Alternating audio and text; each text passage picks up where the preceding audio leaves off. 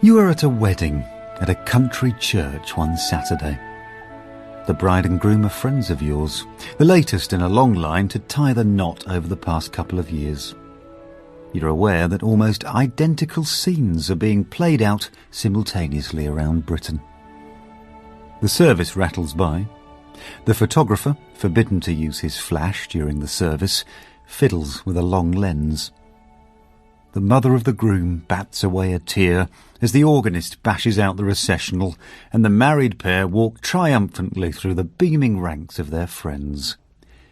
This has been my Saturday afternoon routine for more than 35 years. I have heard Mendelssohn's March more than 1,000 times. I've seen marriage vows broken on the same day they were made, witnessed a jilting at the altar, slept with a bridesmaid when I should be taking a picture, watched a man die of a stroke as his newly wedded daughter was leaving the church. I don't think there's anything that can happen at a wedding which I haven't seen. And yet of the tens of thousands of people I've photographed, very few would recognise me if they saw me today. In fact, few would remember that I was ever there. I was born in 1950 and given the inauspicious name Dominic Kitchen. I'm 7 years younger than my brother Max and 9 years younger than my sister Victoria. Being the youngest member of the family by such a margin gave me a lingering feeling of being permanently behind everyone else, especially my brother. Max did everything possible to encourage me in this belief. On one of London's many park streets, where we lived at number 40, London's austere post-war sky hung like a bowl of dirty water. My father was a sports journalist, covering Arsenal for the local paper. He had a fine head of black hair which never went grey, and glasses which gave him the appearance of intellectualism. These, he used to say, saved me from the army. On winter afternoons his glasses misted up, and he wore a red and white football scarf knitted by Mum years before. Mum had no interest in football. Her only opinion on the game was that a man ought to wear a nice scarf when watching it. Although Victoria lived with us, I sometimes barely saw her for days at a stretch. She smoked cigarettes at breakfast and cooked her own meals at what seemed impossible times. I would marvel at the smell of toasted cheese wafting up from downstairs at midnight. Where Max was at pains to shut his world away from me, Victoria allowed me unexpected glimpses of hers. One Saturday afternoon she called me from upstairs. "Domino!" At the sound of Victoria's voice, I rose straight away and scampered up the stairs. "Dom!" The voice called again. I realised it was coming from the bathroom. "Be the best brother ever and get me my book, will you?" I pushed open the door of her bedroom. On the bed was a little green packet of tablets, and as she had said, the book, Lolita. I picked it up and knocked tentatively on the bathroom door. "Come in!" I nudged the door open. Victoria was lying in the bath, cocooned in soupy, foamy water. The tips of her shoulders were just visible above the waterline, and her feet rested next to the taps. I averted my eyes with what I imagined was gentlemanly discretion. "You can look at me. I saw you naked the day you were born." I let my eyes rise from the messy heap of her discarded clothes and come to rest upon Victoria herself. Want to see something secret? Her left leg rose slowly out of the bath, a pink foot brushing against the porcelain tap with its swirling H. Just above the rim of the water, a little way up from her knee, I could see a small green and brown mark. I had forgotten my embarrassment now. I leaned closer, and the mark, at first hard to make out, revealed its shape. A tortoise. "It's a tattoo." Victoria patted the tiny head proudly with a forefinger. "What do you make of that?" She had always been fond of tortoises, and sometimes during the holidays she looked after one belonging to her friend Maudie. I stared at the image inked on her thigh. "It's excellent," I said after some consideration. She laughed. Thanks, Dom. Where did you get it? A bloke in Willesden. Did it hurt? It did, rather. My mind struggled to paint the scene from the limited palette of my imagination. Penny for your thoughts? I was just wondering if Mum and Dad know. Victoria let a soft whistle of amusement through her teeth. Of course not. Can you imagine? She retracted her legs slowly, and the tortoise vanished from sight. If word got round at church, poor old Mum would hardly dare go up for the communion. Her eyebrows lifted with an affectionate scorn, and the dark eyes shone at me again. So, Dom, you must take this secret to the grave. Our mother was singing her something-somethings downstairs. We listened for a moment. You only live once, Dom, and some people don't even do that. When I was 12, Max went to Oxford, and things began to change. On a very warm afternoon late in September, we all went together to deliver Max to his new home. The centre of Oxford was clogged with little cars dropping off serious young men and their belongings. We were directed to a pale stone building. Above the entrance to the stairwell, names had been written in a fussy hand which made them look as if they had been there 100 years already. 1. Kitchen, M. 2. Shillingworth, T. 3. Rodwell, J. I still think of the few moments I spent looking up at my brother's name next to Shillingworth, T. To think that at the time this name meant nothing to me gives the memory a peculiar quality. Almost makes me doubt that it comes from my own life. We spent an hour or so carrying belongings from the car into the bare room. I stayed close to Victoria, who hefted boxes out of the boot 2 at a time under Mum's wary glance. Careful, get Max to help with that one. I'm fine, Victoria muttered. She's like a boy, she really is, lamented Mum, watching Victoria stride across the quad. When at last he could decently be rid of us, Max saw us out into the yard, and there we encountered Rodwell J. He spoke in a voice which reminded me of people on the radio. I've just met the other chap, said Rodwell. Tom Shillingworth, very nice fellow. Do you know, he already plays cricket for Surrey? Rodwell's little eyes gleamed excitably behind the spectacles. Think we've struck lucky landing next to him? This, again, was a moment I would look back on many times. Oh, it's all been a bit much today, Mum said quietly on the way home. The next evening was another warm one. Victoria came home at about tea time and went straight out to the garden to check on Hercules, her friend's tortoise. Not the same without Max, is it? No, I said. It's better. She cackled at this. It was always a good adult feeling making her laugh. Our next-door neighbour, Mrs. Linus, appeared at the fence, a washing basket in her chubby arms. Her face was wide and pink. She breathed distractingly loudly, even when at rest. Although she was probably the same age as our parents, I imagined her 20 years older. Max gone to Oxford then, has he? She was one of those people whose main conversational pleasure lies in the reiteration of known facts. Yes, went yesterday. Brainy one, isn't he? He certainly is. Victoria smiled politely and turned back towards me as if to continue our conversation, but Mrs. Linus's attention had been caught by Hercules the tortoise. Been lumped with him again, have you? Funny little thing, isn't he? What's he eat?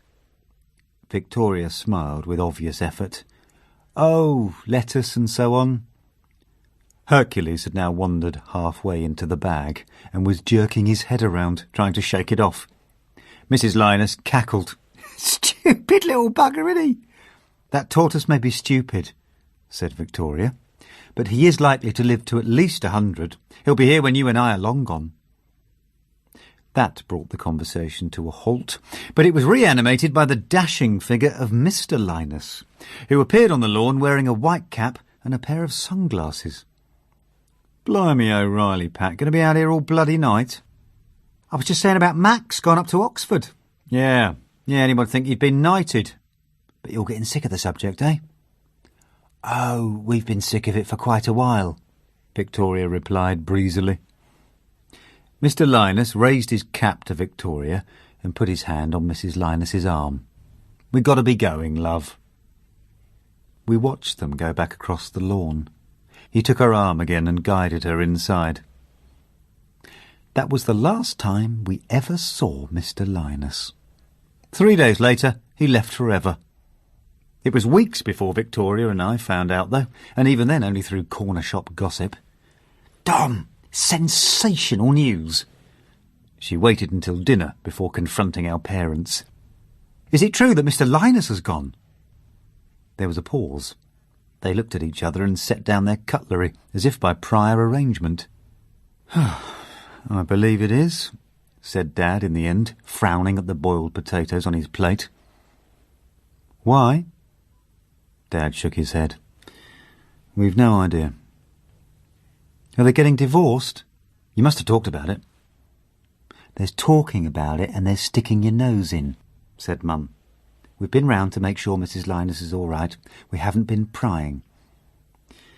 "Cracking bit of beef," said Dad, not bothering to disguise his intention to close the conversation down. Goodness. Victoria's dark eyes were dancing. Drama on Park Street. I wonder what it was. Has he run off with a Czechoslovakian dowager? Or perhaps it's none of our business, said Dad. I can't see how it could not be your business to ask after people who are pretty much your closest friends, Victoria muttered. No, well, said Mum. There we are. Lovely bit of beef, Dad confirmed. And that was that, for the biggest conversation topic of recent times. Do you think they actually know what happened and just won't tell us? I asked. It's funny. I mean, the Linuses have lived next door since before I was born, I think. Dad and Mr. Linus go back forever. But in all that time, I'm not sure they've ever discussed anything but football. I've never known them actually have a conversation.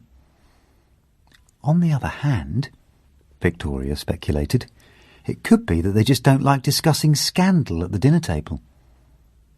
Why is it a scandal? A divorce is still a big hoo-ha. You're meant to tie the knot and then stay together till death, if not longer. That's what Mum and Dad are doing. Mum was barely 18, said Victoria. You can see why she's worried about me getting left on the shelf. You won't be. Thank you, Dom. And what makes you so sure?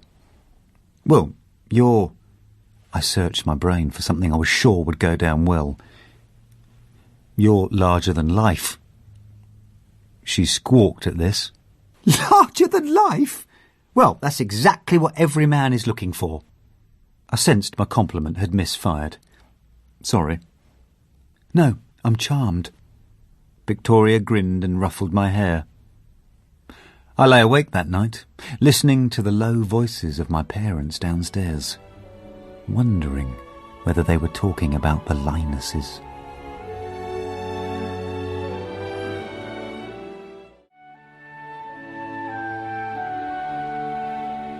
Mr. Linus's disappearance seemed to herald a time of change. As long as I could remember, the family had gone to Southwold every summer for a holiday. But at the end of his first year at Oxford, Max announced that he was going off with some friends, including the cricketer Shillingworth, whose family owned a farmhouse in Provence. The news caused Victoria to stare darkly into her bowl of porridge. In his place, Victoria brought a friend, Maudie. She was very thin, and mumbled so quietly you weren't always sure she had spoken at all. Without Max, things at Southwold were different, particularly when evening came. Victoria and Maudie went back out to the beach to smoke and raided the chip shop for late-night feasts. The chip shop was run by a fat, whiskery man who wore a monocle. Haddock again, old boy? No, old girl, would you like salt on your chips? Let's get this back to the beach before it gets cold then, old boy, said Victoria as we left one night. The three of us screamed with laughter. On the last evening of the holiday, our parents set off, as ever, for a long walk. I had high hopes for the evening now they were out of the way, especially when Victoria sidled confidentially up to me. Maudie and I are going to the pub. I'm not meant to leave you on your own, but I think you can repel any enemies that might come by, can't you? Of course. I expected Mum and Dad to be angry when they returned, but they were in a holiday mood. Mum murmured a couple of half-hearted remarks about how Victoria could hardly be trusted to look after a tortoise. The lights went out. Dad's familiar snore, the sound of someone continuously inflating a balloon and then letting it go down again, began to sound in the half-dark. I had drifted into a half-sleep when there was a sharp prick of light. I sat upright and saw Victoria, torch beam over half her face, peering in. I pulled a jumper on over my pyjamas and tiptoed out. "Will you accompany us on a jaunt to the beach, old boy?" Midnight, normally out of my reach, seemed charged with some special energy. Victoria and Maudie were noisy and unsteady from the drink. "You must forgive us, old boy," said Victoria. "We've had one or two, as they say in the army." From her pocket, Victoria now brought a little hip flask. She took an energetic swig, then wiped her mouth and handed the flask to me. "All yours, old boy. You have to start on the booze sooner or later." The flask went round between the three of us, and they continued their conversation, while I grasped eagerly for whatever I could understand. Any time now, the Americans could launch a big fat nuclear bomb towards Russia, and from here we would have a lovely view of it going whoosh across the sky, and then, well, that would be that. "You will scare Dominic talking like this," said Maudie. "They won't get Dom," Victoria said. "I'll throw myself between him and the bomb. What I'm saying is, they could kill us all any time, so I'm bloody well going to do whatever I can until then. And on that note, I propose that we all go for a dip in the North Sea." Maudie gasped. "What, but we haven't costumes with us." "Good Lord," said Victoria. "Where's your sense of adventure?" She had stepped out of her dress already, and was standing in her underwear on the sand, prodding the water's edge with her toe. "It's bloody cold. Come on!" Victoria tossed her bra back towards me and kicked her knickers off. I hastily averted my eyes as, with a yell of joy, she disappeared into the water, followed by her friend. Everything had happened so quickly. "Come on, Dom!" Victoria shouted. "Come on!" "I'm fine here." "Stick in the mud," called Victoria. "There are towels in the beach hut," I called. "I'll go and get them for you." I fetched 2 towels and tried to trace a straight path back down towards the sea, feeling rather nauseous as the whisky took hold. Maudie was first out of the water. Dropping my gaze once more, I threw down the towels a few paces away from her. When I looked up again, Victoria, naked, was bending to claim one of them. I glimpsed the swing of her breasts as she stooped, and for a second my eye rested on the spot where she had shown me the tortoise tattoo, and crept upwards towards the tangle of hair, which was then, to my relief, obscured by the towel. We walked slowly back to our base. My brain felt like a ball of wool, and the whisky had left me with a hard, sour pain in my stomach. But there was something else creeping through my guts, less a pain than a strange clenching, like the cramps I felt before a dentist's appointment or a test at school. I felt as if all my insides had been tied into a single knot. When I closed my eyes, I could see the moon's soft torchlight on Maudie's skin, and my sister reaching for the towel. I was young enough not to have had feelings quite like these before. I lay there waiting to fall asleep and wake up with everything back to normal. On the afternoon of Christmas Day 1963, Victoria handed me a box covered in a red and green paper. "Merry Christmas, old boy." I tore at the wrapping. The box inside was white, heavy like a brick, and inside it was a rectangular object. A camera! I turned it over in my hands, running my fingers over the cold metal sides, opening and closing the hatch where you loaded the film. I kissed my sister on the cheek and went upstairs to stash the Instamatic safely in its box under my bed. Over the coming months, very little activity in our household escaped the Instamatic. The summer holiday came round again, and with no Max or Maudie this time, I had Victoria to myself for several long evenings. We walked on the beach, and she let me try my first cigarettes. A couple of weeks later, the two of us went to the photo shop to collect our records of the holiday. The Irish owner, Roger Daly, had known Victoria for years, and always developed my films for free. I'd brought out the 3rd set of pictures and was looking at a couple. both with long golden hair, standing naked in a field. "This isn't ours," I said. "Och," said Daly, "I've made a bit of a bollocks. Mixed your film up with someone else's. Sorry, Dominic." He delved under the desk and brought out 2 huge handfuls of identical yellow packets. It'll be one of these. I'm all over the place since Ronnie left." He grimaced at Victoria. "You're not wanting any extra work, are you? Just at weekends, or—" "I honestly couldn't, Roger. I need some time to get drunk and have fun, you know." "I could do it," I piped up. Daly raised his eyebrows. "How old are you, Dominic?" 15, I said. "More or less." "I like your spirit," Daly grinned. "You're hired." Over the school months to come, I half-consciously withdrew from my studies and waited impatiently for the weekend to come, so I could get back to thumbing through pictures fresh from the darkroom. It was never quite clear why I had chosen this as my mission, but taking pictures was now all I was ever likely to devote myself to. One Saturday, I came home from work and challenged Dad to a game of chess. It dawned on me after a little while that I had held out for longer than I managed in most games. A little later, I was winning, and eventually, the unthinkable. "Checkmate!" Dad took off his glasses. "Goodness, is it?" "It is! Look!" It was a historic moment in my brief life, but there was something odd in Dad's failure to acknowledge it. His muted reaction suggested that he hadn't quite been concentrating on the game, or even worse, had let me win.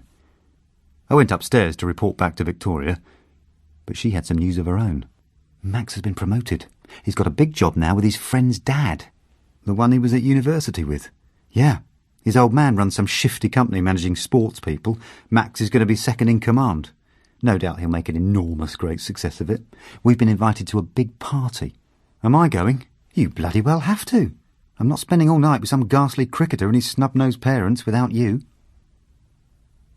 The Shillingsworth house was grand, ivy-covered, and situated on its own with a huge driveway. People were swarming around the front door holding champagne flutes. Max was waiting for us. He had flared trousers on and a cricket jumper. "Didn't know you were bringing Dominic?" "He's here as my chaperone," said Victoria. Max led us to a long table. "This is George Shillingworth, my new boss," said Max proudly. He indicated a tanned man with bright white hair, who nodded at Dad. "And this is Tom Shillingworth." He was at least 6 feet tall, sandy-haired, with an eager, good-natured face. He could not have looked more like a sporting hero if he had been transported straight from the pages of a comic. "Tom, of course, plays cricket for Surrey," said Max, still talking as if he were presenting This Is Your Life, "and is about to make his debut for England." "God willing," said Tom Shillingworth modestly. His eyes, which had been moving politely over the group of us, came to rest on Victoria. The colour rose in Victoria's cheeks for a second as she shook his hand. Then he kissed her on the cheek and did the same to my mother. "Well, if Max got the brains, it's pretty obvious who got the looks," said Tom Shillingworth. I felt very strongly, and with that knotting of my insides which came from time to time, that it was a bad thing we'd ever fallen in with these people. I've made many mistakes in my life, but I was right about that. Victoria and the cricketer got married 3 years later. He took her on his tours to New Zealand and Australia, India and Pakistan.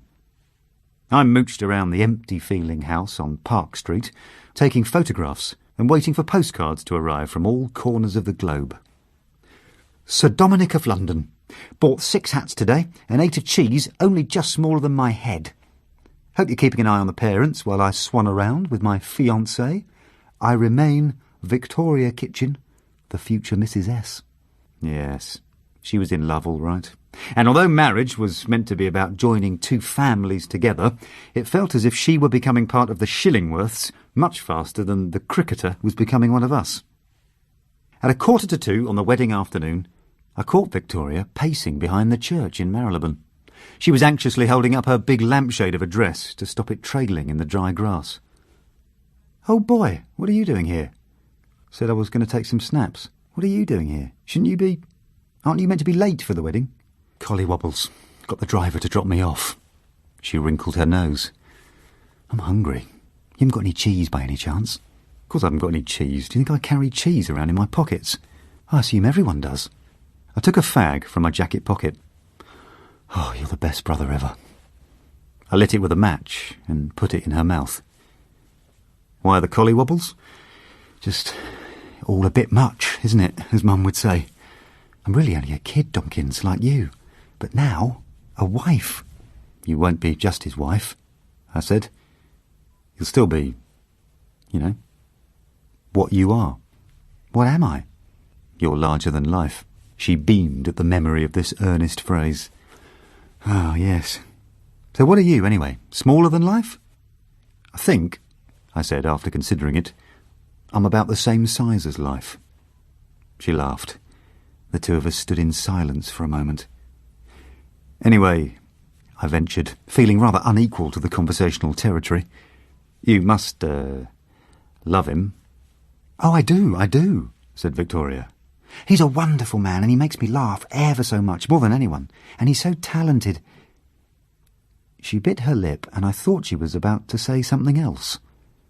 But then we heard voices on the other side of the wall, and she hastily dropped the cigarette and speared the butt on the heel of her shoe. You ought to get back in there, she said.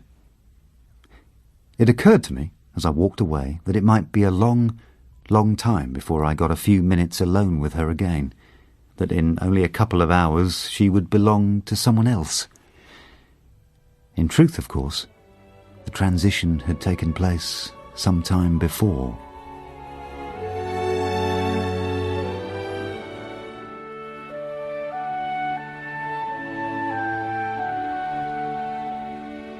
Not allowed to take pictures in the church, I watched the first of what would be thousands of weddings. It did not feel as if the garlanded Victoria at the altar were the same Victoria I had drunk gin and played the number plate game with. I had seen The Graduate not long ago, and for a second the idea of a dramatic intervention fluttered at the back of my neck. Of course, there was no such excitement, and before long the two of them swept back down the aisle. As they passed me, I tried to catch Victoria's eye and give her a wink, but someone leaned across my field of vision to kiss her on the cheek, and then they were gone. I began to wander around with the camera, racking up shots of people I didn't know. Later, in the marquee, the shuffling tones of the jazz band had given way to livelier fare, but the real action was on the other side of the party. About 20 revellers had set up camp with magnums of champagne. Girls slumped on the yellow-green grass as they swigged from bottles. A few men in rolled-up shirt-sleeves were booting a football about with the usual exclamations. In the middle of it all, a photographer was cajoling Victoria and the cricketer into a series of late wedding day poses. And another of those lovely smiles.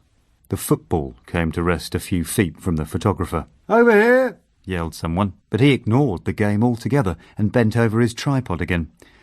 "Just one more, with that little laugh?" "Hey, kick it back!" yelled a drunken guest. The photographer ignored them again, and this time it was a mistake. I turned around to see an ugly tangle of men, suit tails and shirt ends flapping. The jumble hurtled down towards the river. "Jesus, watch out!" yelled the cricketer. But for once, nobody was listening to him. Victoria let out a horrified shriek. The glued-together men, at the mercy of their own momentum, went careering past the photographer and with a tremendous splash plunged into the river, taking the camera with them. Then he yelled, "You utter fucking bastards! You absolute stupid bastards! You'll have to pay a lot of money for that, a lot of money!" The cricketer was raising his hands in an emollient gesture, like the fine sportsman he was meant to be. "We'll take care of all that."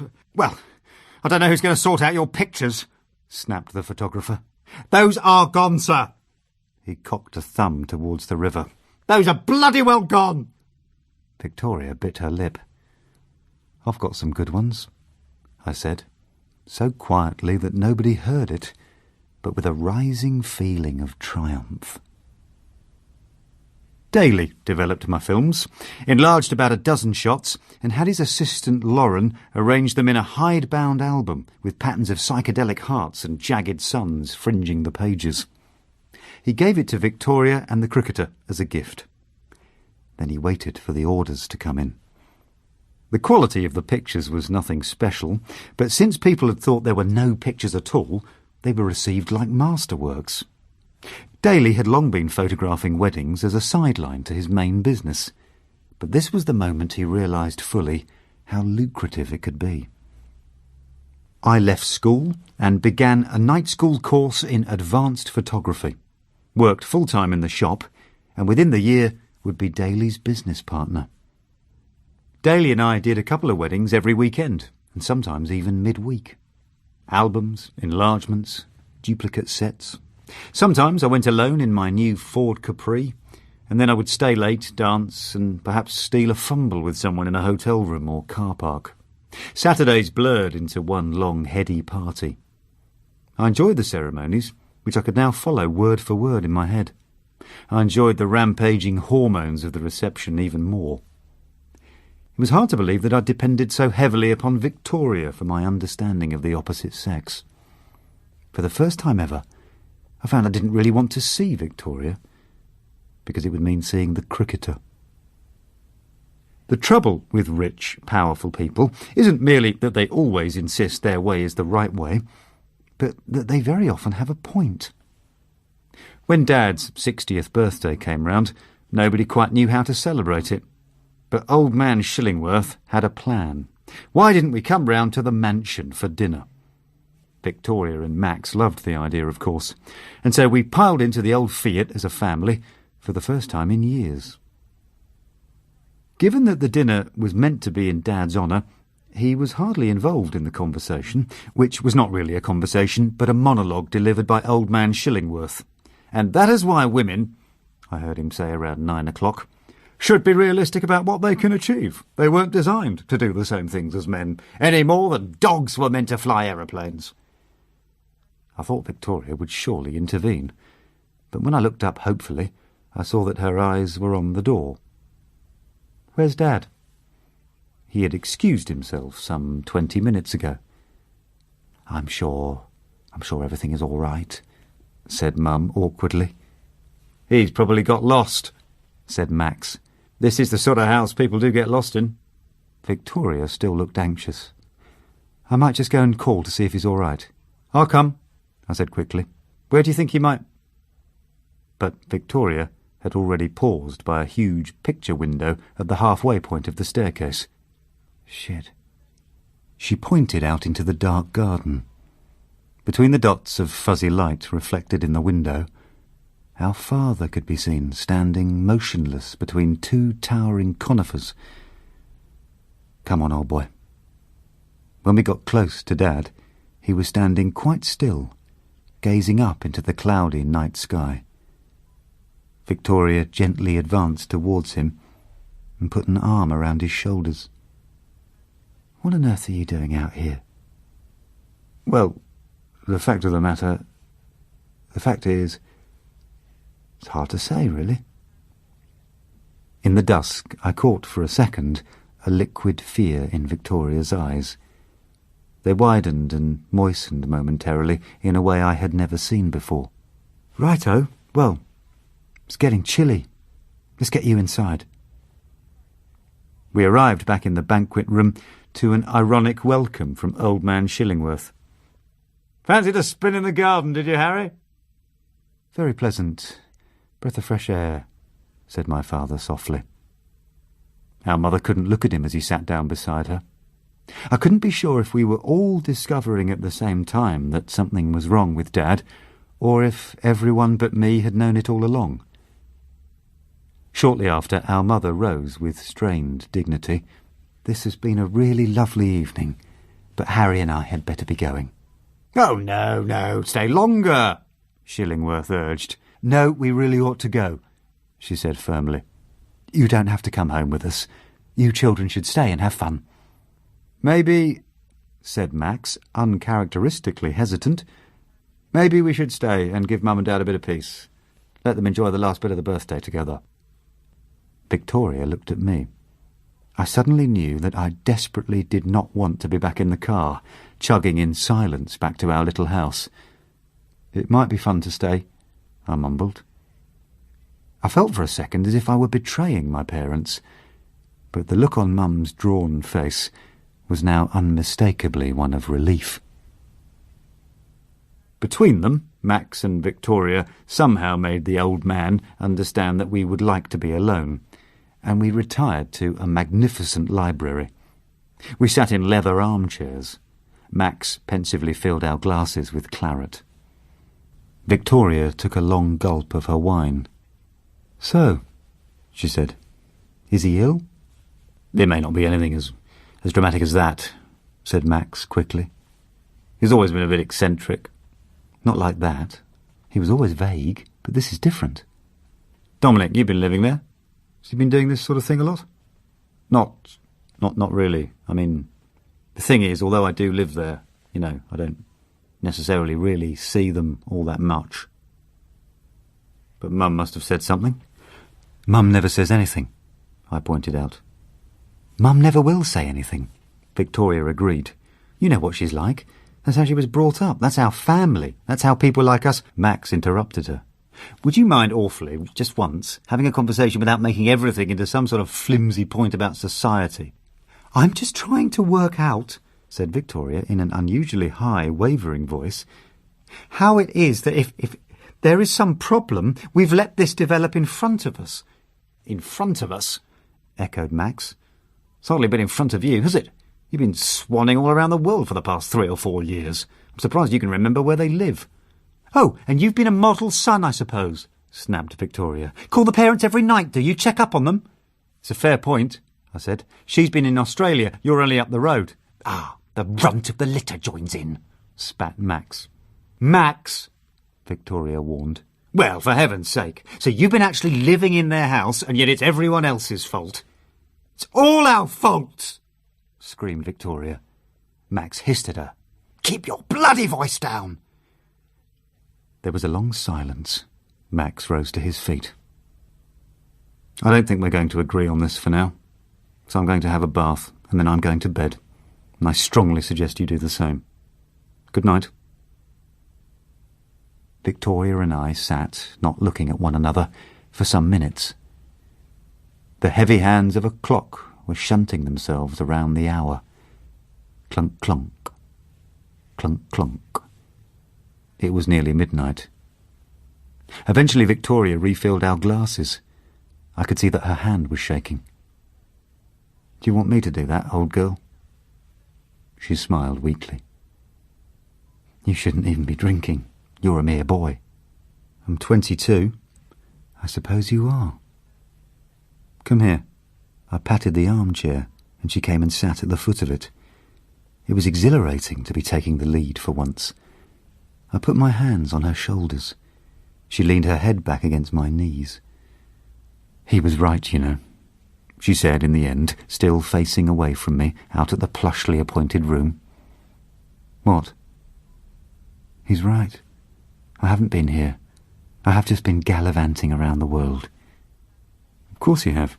You're married to a famous cricket star. So that gives me the right to stop caring about anyone else, does it?"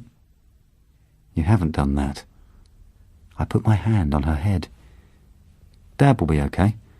We just need to try and get him to see someone." "I'm just a really horrible person," she said. "You are not just anything," I said. She gave a flat laugh. I took her left arm and turned her around gently. She shifted her weight so that she was kneeling at my feet, and our eyes met. "I mean it, Victoria." "You're delightfully partisan, old boy." "I'm not saying it because I'm your brother. I mean it. You're extraordinary." I held her face in my hands and felt my insides knotting suddenly and violently. She started to say something, drew back from it, and swallowed hard. Our lips met and brushed together, parted, then met again. This time it was a kiss. It lasted 3 seconds. Then she tore her face away, stood up, and stared at me as if we had never met. I said her name, but she began to back away. I said again, "Victoria," but she was gone. I heard her rapid steps on the staircase, and then another door shutting behind her. For a long time I sat and drank alone in the library, with the clock lurching through its uneven syllables, and the darkness outside.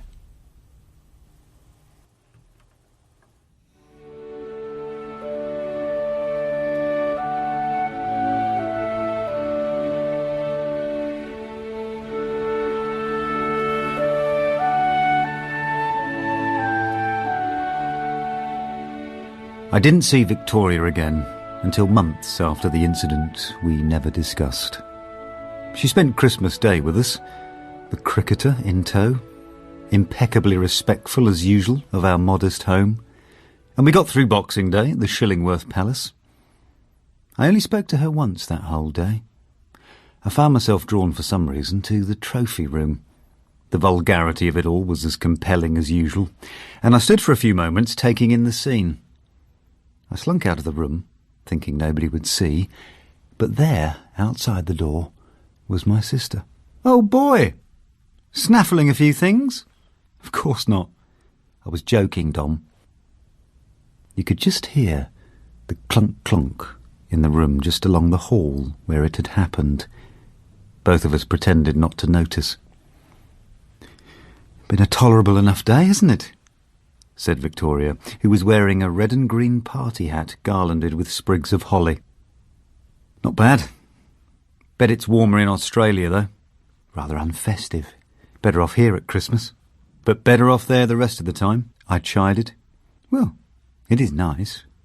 You should pop down and see us," she suggested, as if Australia were Dorset. "Tom would really like to have you visit."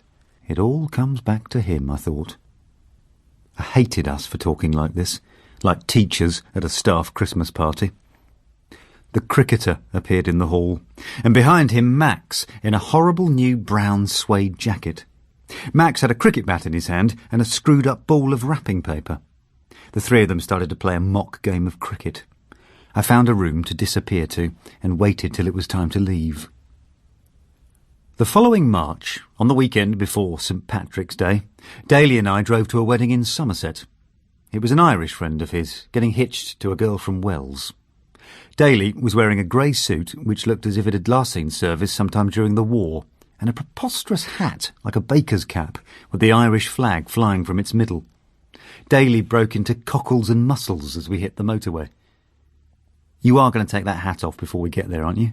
"Oh, no one will mind the hat. Everyone there is going to be Irish." "Who am I going to talk to once you all start getting drunk and singing your bloody songs?" "Lauren will be there. You like her."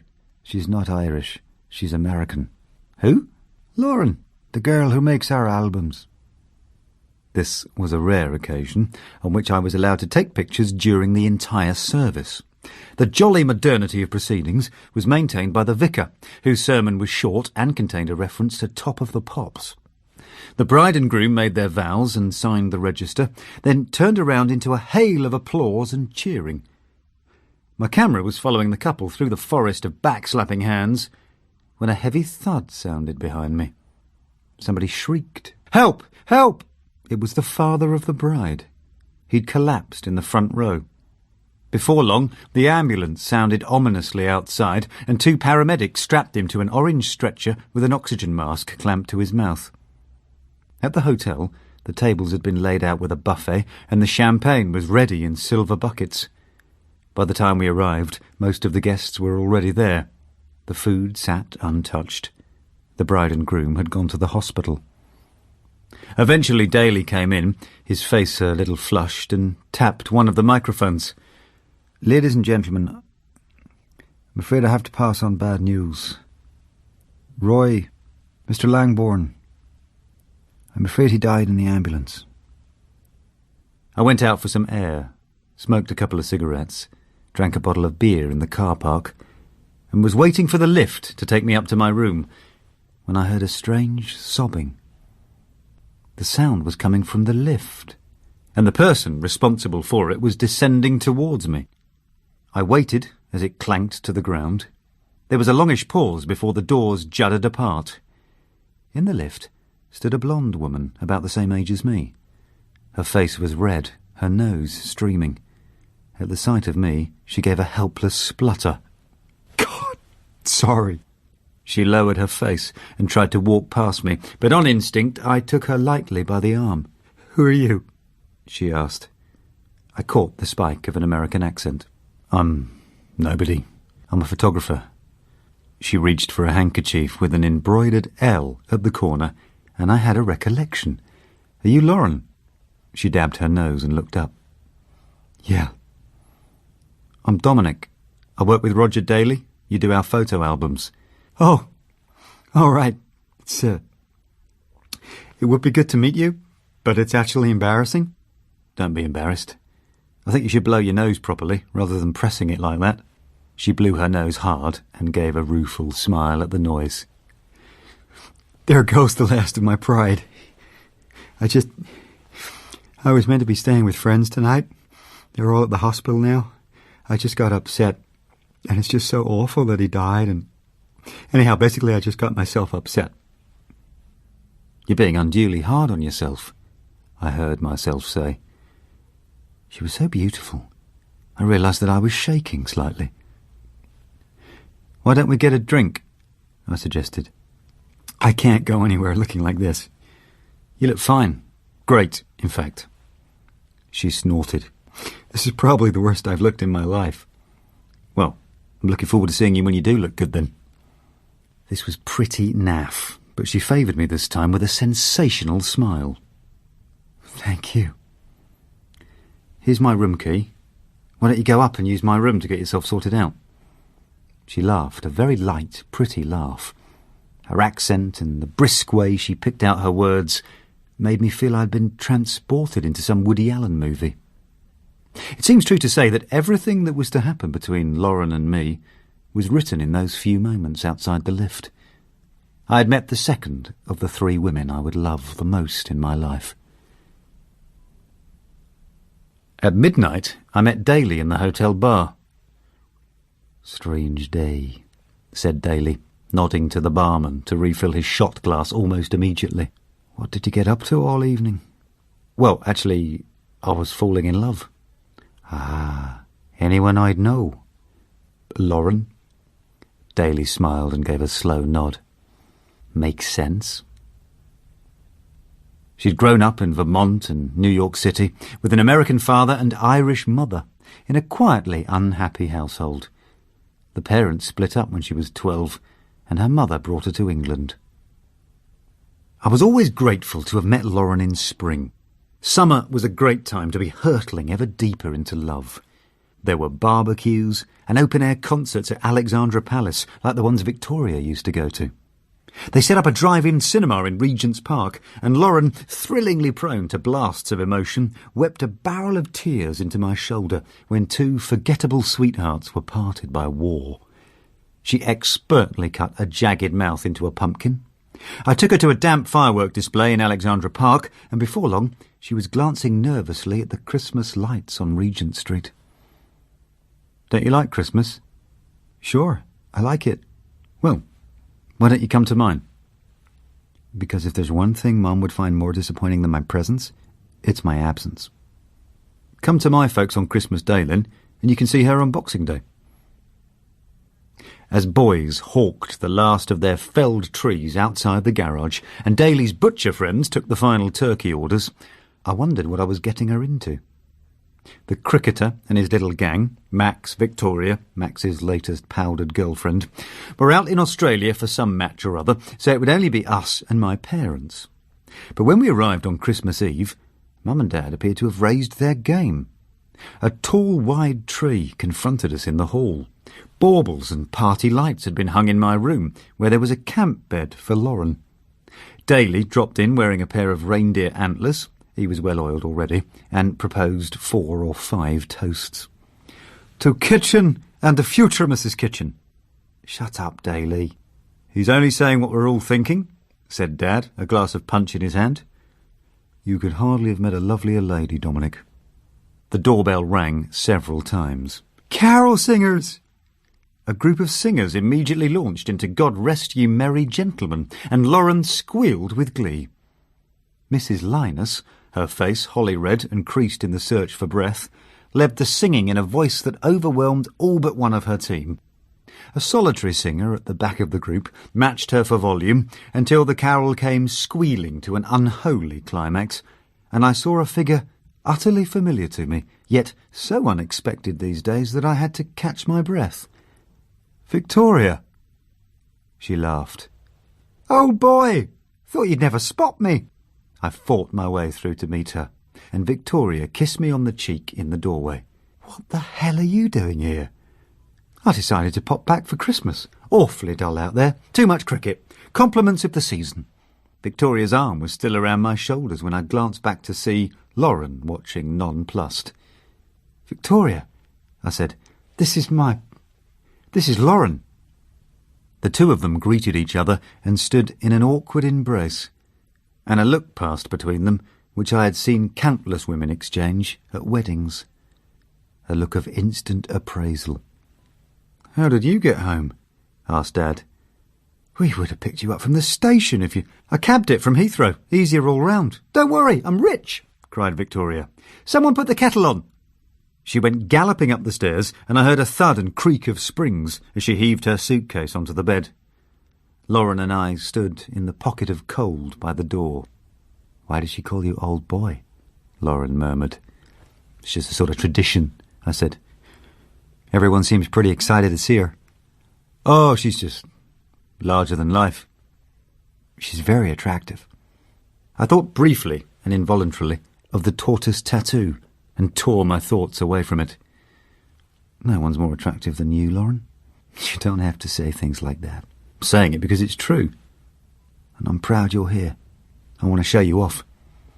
I folded her up in my arms and considered what I'd just said. It was true enough, and yet I felt quite strongly that it was going to be a long Christmas day. Throughout lunch, Victoria talked about the cricketer's introduction to the Pope, about the children at an Indian orphanage, about New York, Sydney, parties, cars. Dad sat nodding eagerly at everything.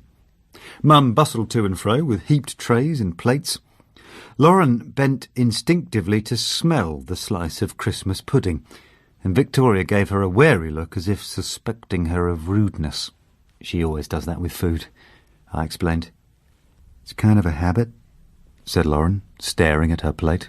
"Well, Dom has a few habits as well, as I'm sure you've noticed," said Victoria. I felt my face darken and scraped my chair a little closer to Lauren's. At 9 o'clock, with Dad asleep in a chair, Lauren went upstairs for a bath, and about an hour later I realised she was already in bed. It would be the first time we'd shared a room, but it was going to be a lot less of an occasion than I'd imagined. Even as I was framing this thought, Victoria tried to interest me in a nightcap. "I'm done in, Victoria." "Good heavens, one more drink. It's Christmas bloody day." "I'll see you in the morning." Lauren was practically asleep in my bed when I went up. I lay awake on the camp bed for a long time, until I heard the decades-old familiar sound of Victoria clumping up the stairs and closing the door of her room behind her.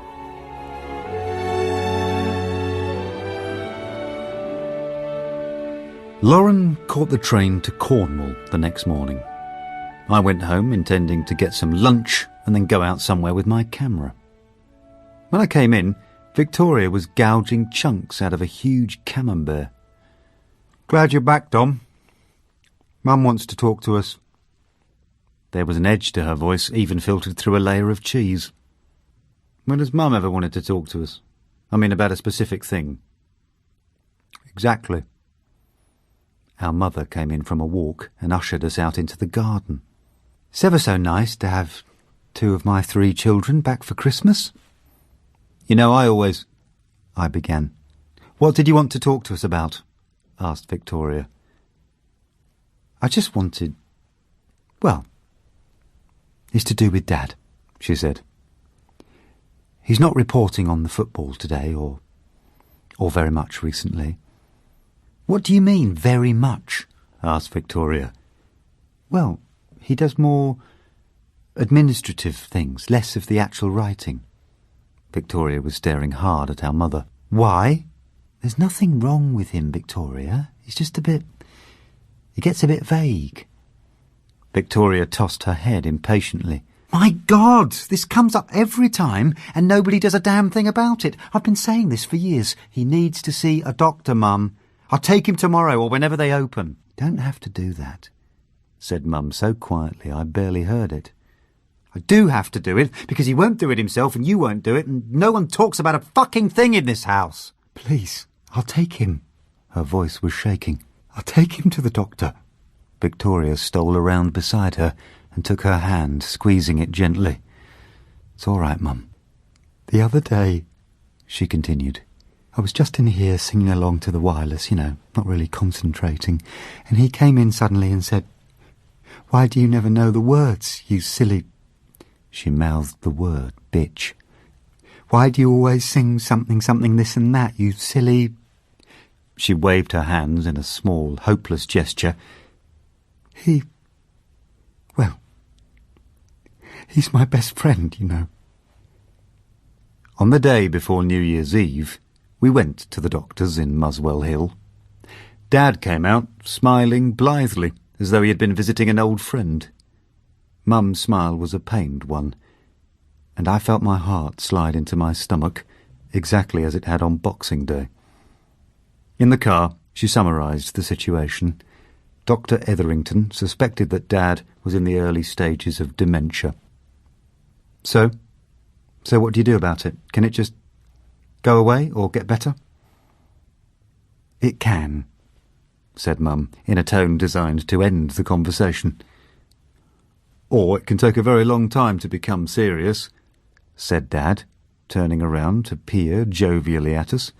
So by the time I've gone bonkers, something else will have carried me off instead.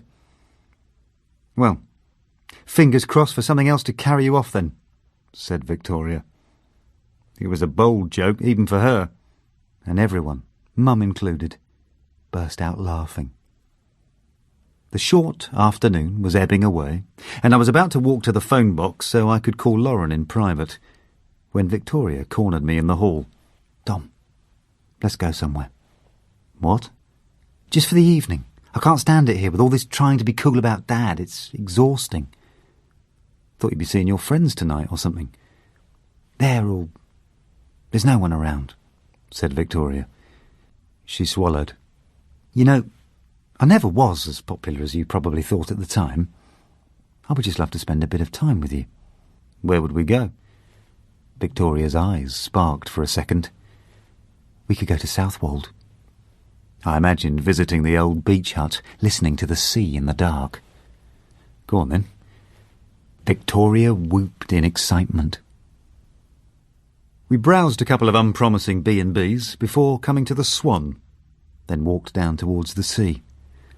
Funny how things work out, said Victoria quietly. You going to tell me about you and Tom? I asked. Surprised by my own boldness, I held a cigarette out in front of me and began to click with numb fingers at my lighter. Victoria was avoiding my eye. She looked out to sea. It's fine. It's really fine. It's what happens to a lot of people, I think. He wanted kids, and I couldn't seem to get pregnant, and sex became... It was wrapped up in all this guilt. He's been quite aggressive about it at times. Not cruel, just... He talks about it as if I've something wrong with me.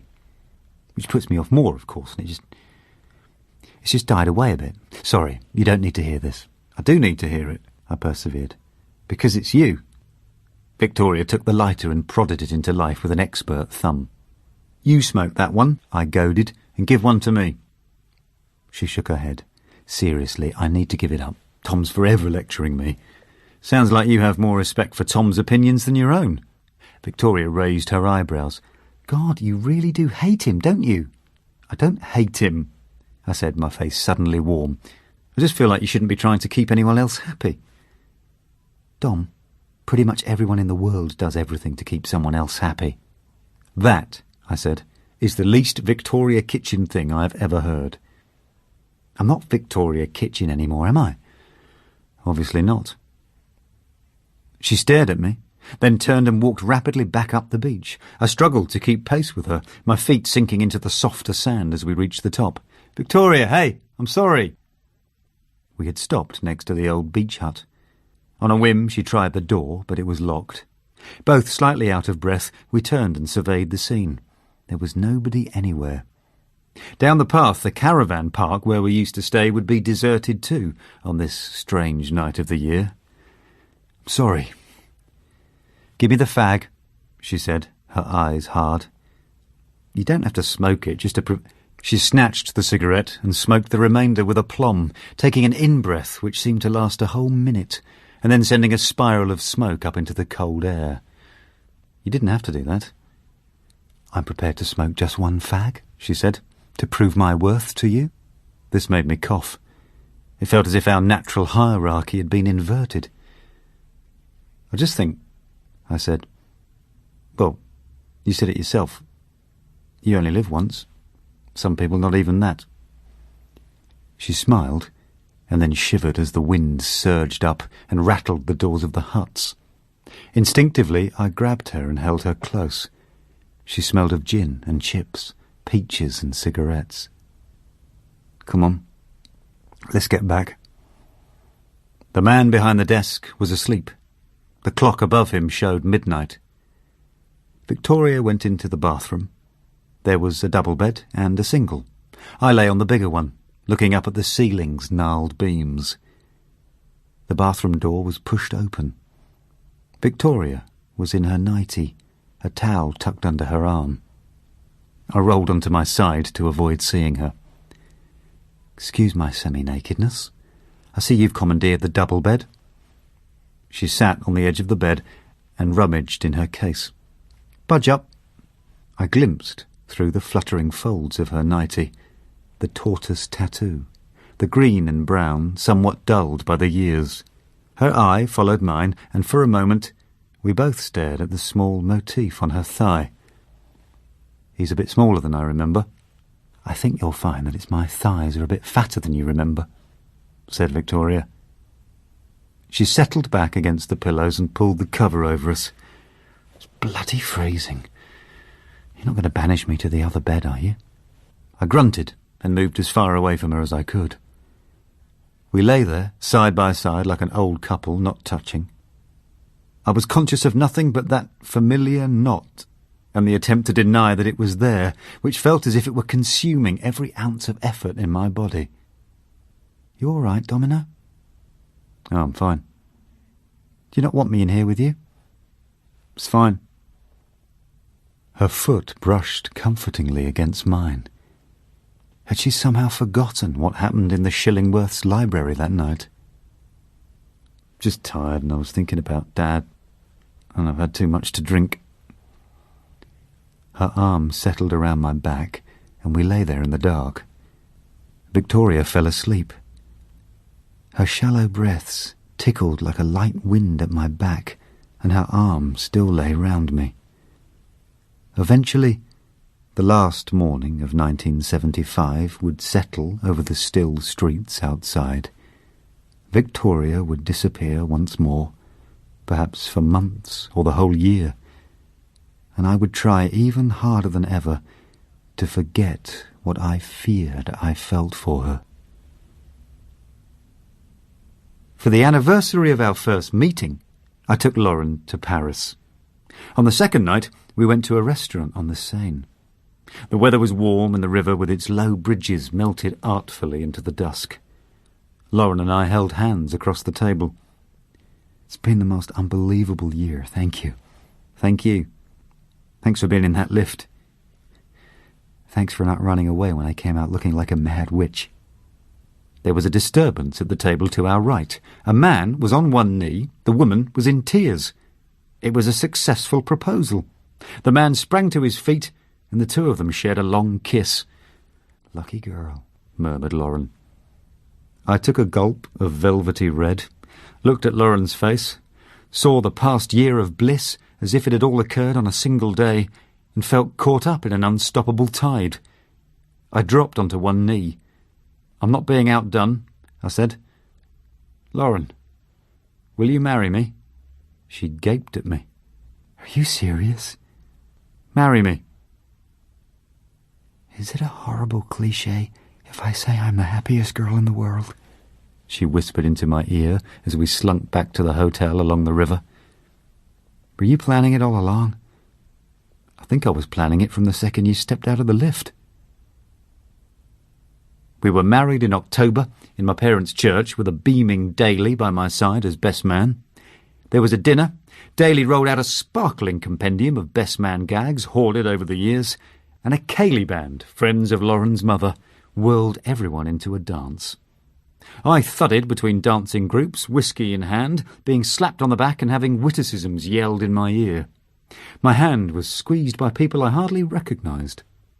Someone yelled that I'd done well for myself. The dances seemed endless, the melodies doubling back on themselves like records that kept jumping back to the start. I felt arms around my neck and spun to face Victoria. "What a day, Domo!"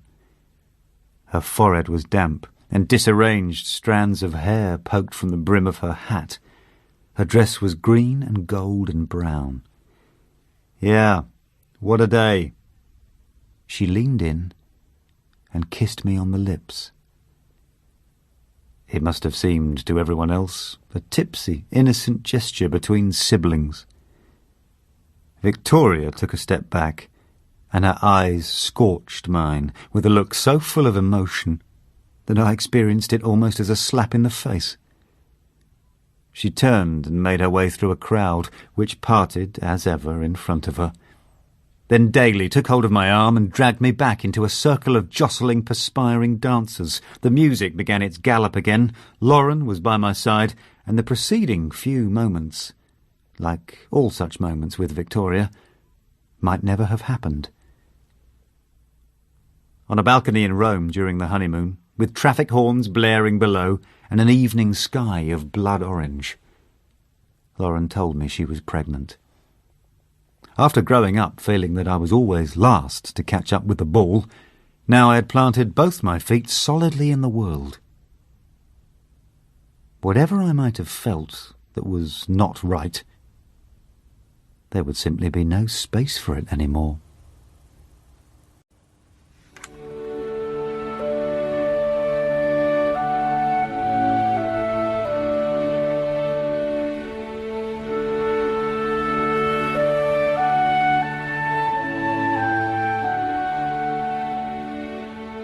Lauren spent the long hours of labour under a strip light which flickered on and off. Eventually, baby Elizabeth was handed to me. Lauren's face was a mask of sweat and tears as she squinted at our daughter. "Isn't she beautiful? Isn't she the most beautiful thing?" She was smaller, messier, more rumpled than I ever imagined babies were. "She is. She certainly is." The worst is over now, I thought. The hard part is over. As I look back, it is safe to say this is one of the least accurate thoughts ever to have entered my head. I still can't quite account for the 2 or 3 years that saw Elizabeth struggle from birth to infancy to recognisable personhood. How can all those nights of broken sleep, the anguished conversations, the mess, add up to 2 or 3 years of my life? By 1980, Victoria and the cricketer had moved back to England full-time, and sometimes Victoria would come round to see her niece.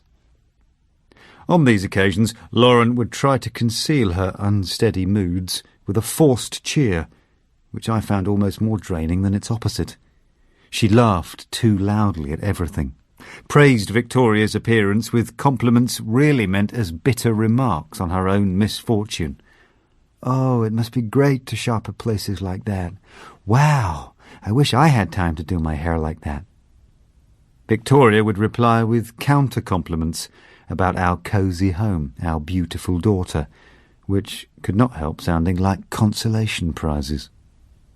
One Sunday, the parting hug between Lauren and Victoria was so wooden that I had to follow Victoria out to say goodbye properly. "Look, I'm sorry about Lauren." "It's all right, Dom. She doesn't have to like me." "It's not that. She doesn't just behave this way with you. She's really struggling with everything at the moment. She could be depressed. Do you know about postnatal depression? But it's been 3 years. It can last for ages. She should speak to someone. We glanced involuntarily back to see Lauren watching us through the window. I better go inside. Thanks for coming. She leaned in for me to kiss her on the cheek, but I didn't dare.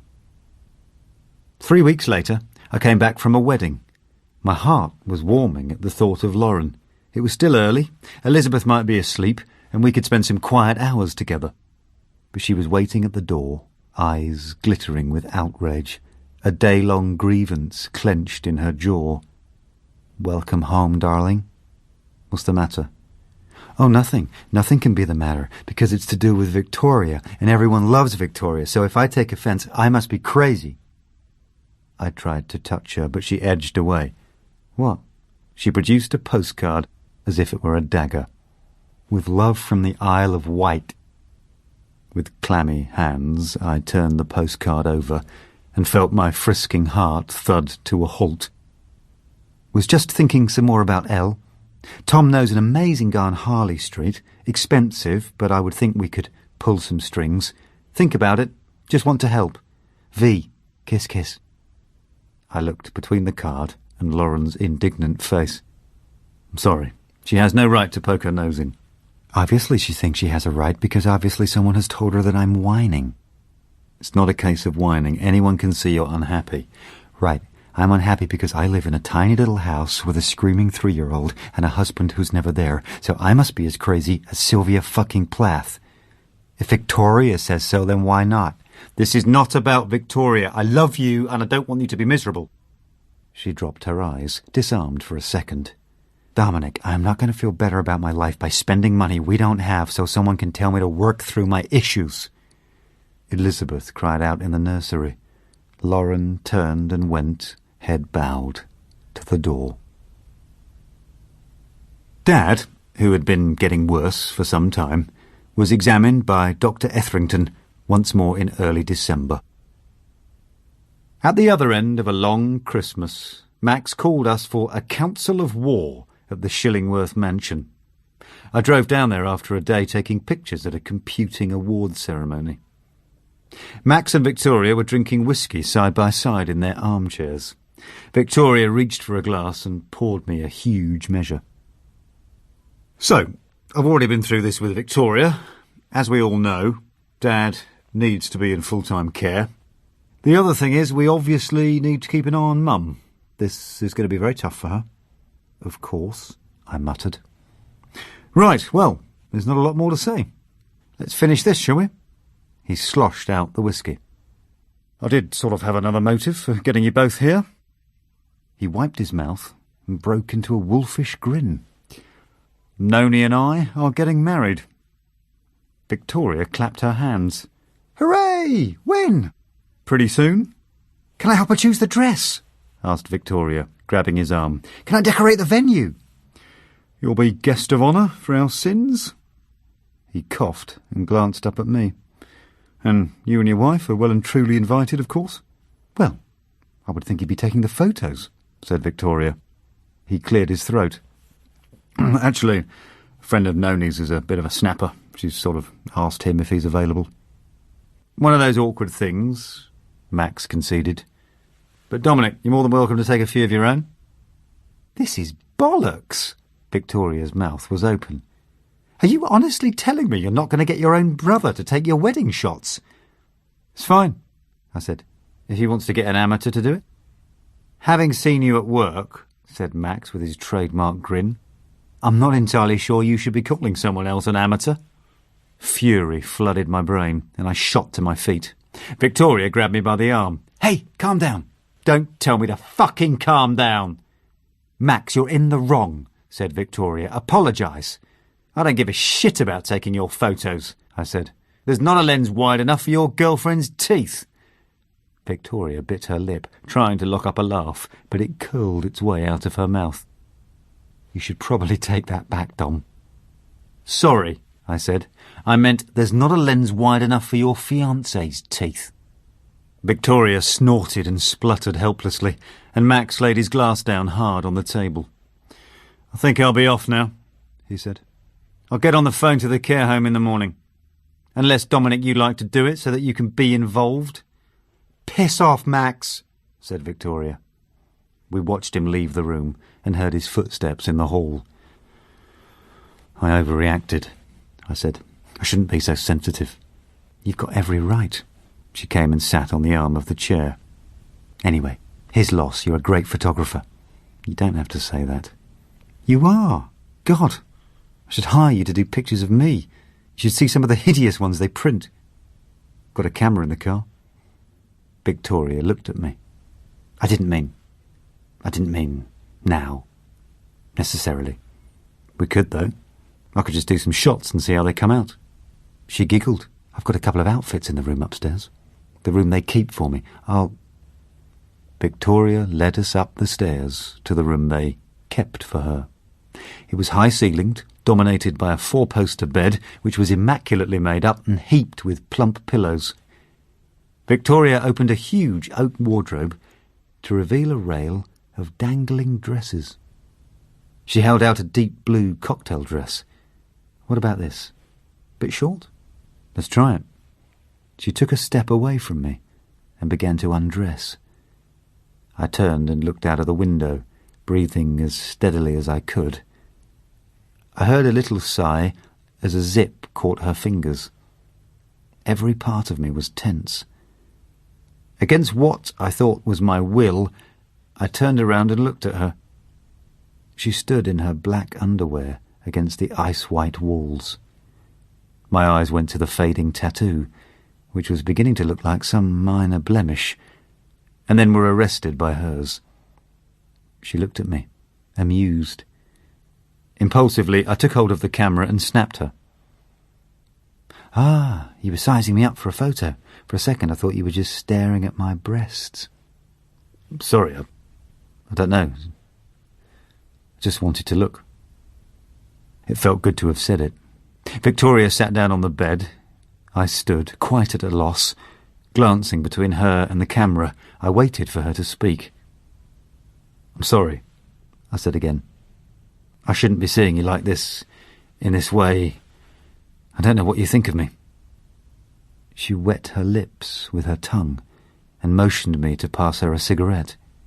The truth is, O.B., I rather like being looked at. It's a long time since anyone looked at me with any sort of desire. You come to miss it after a while. I'm not the person who should be desiring you. No, well, hard to say what anyone should be doing, isn't it? I sank down next to her on the bed. My hand brushed against hers on the duvet. I've always felt so comfortable with you. You're my brother. Her eyes twinkled darkly for a moment.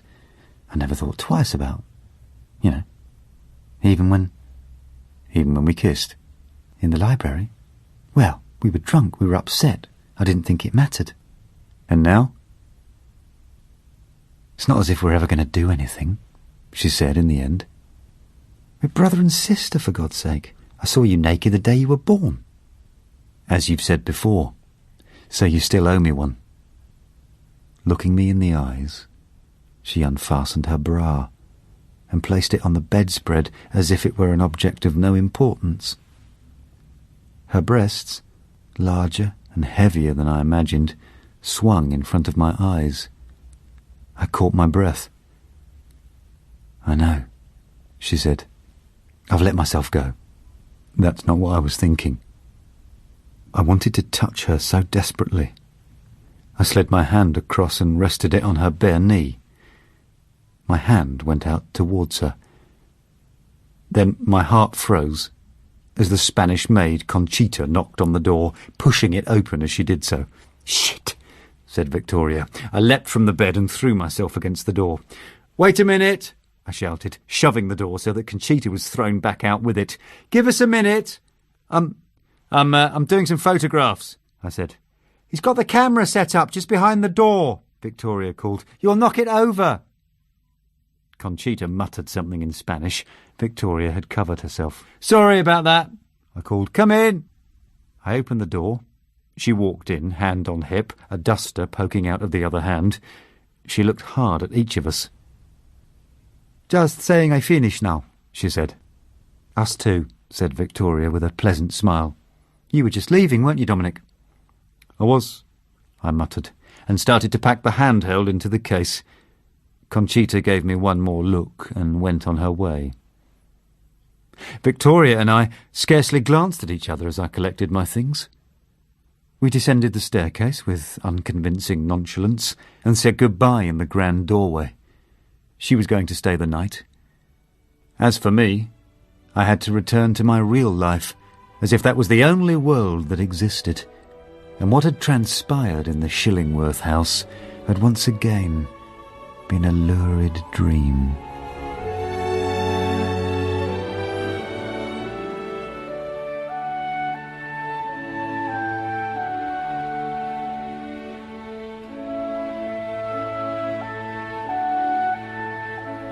It was bonfire night when Dad died. He had left his life, really, some months before, and yet had to keep living it for a while longer. As I took the phone call from Max, the shrieks and bangs of fireworks were echoing from Alexandra Palace. Churchill's funeral, that day in the 60s, had seemed interminable. Dad's was over in a matter of moments. To everyone's surprise, Mum gave a speech. She was wearing a hat which he had bought her on their first trip abroad 45 years before. She said that Dad had always been the person who made her look forward to the next day, and that she could never hear the name Harry without feeling a little flutter of excitement. The next spring, Daly and I were hired for a wedding in the chapel of a Scottish castle. A frog-faced millionaire, the father of the bride, was paying for us to get the sleeper train up from King's Cross. Daly was already in our cramped cabin, sitting on the edge of the lower bunk. He poured me a whisky. The authorities and I went in one of these on our honeymoon. Daly, have you ever had a really big row? I mean, well, something where you thought the marriage might end? I did once think that she might be seeing someone else, he said quietly. Did you ever ask her about it? I did once, and she said there was nothing to worry about, and that was the end of it. Did you ever think, if there was anything going on, you'd be better off not knowing? No, said Daly immediately. If there was anything going on, I would need to know, and the marriage would have to end.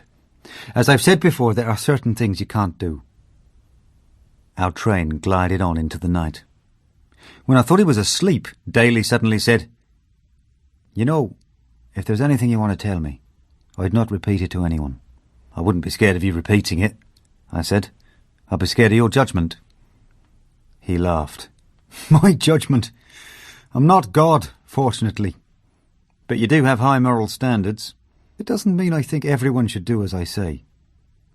For a few clanks of the engines, I thought about telling Daly everything. Well, I'll bear that in mind if I ever do have a dark secret, I said at last. But rest assured, the only other woman I've ever loved is Victoria. Daly's soft laugh rose from the lower bunk. I think that's safe enough. The bride had a long list of photos she wanted, with her brother, arm in arm with her bridesmaids, in front of the wedding car with her father and the coat-tailed chauffeur. The car was an old black Bentley. One of these wouldn't come cheap, I said, purely to make conversation as I sized up the shot. It didn't, smirked the father of the bride, and I flushed, realising it was his own car. The number plate didn't make it any cheaper either. He pointed out the personalised plate, BDR 34, his initials. Brigadoon, said Daly. What? Barked the older man suspiciously.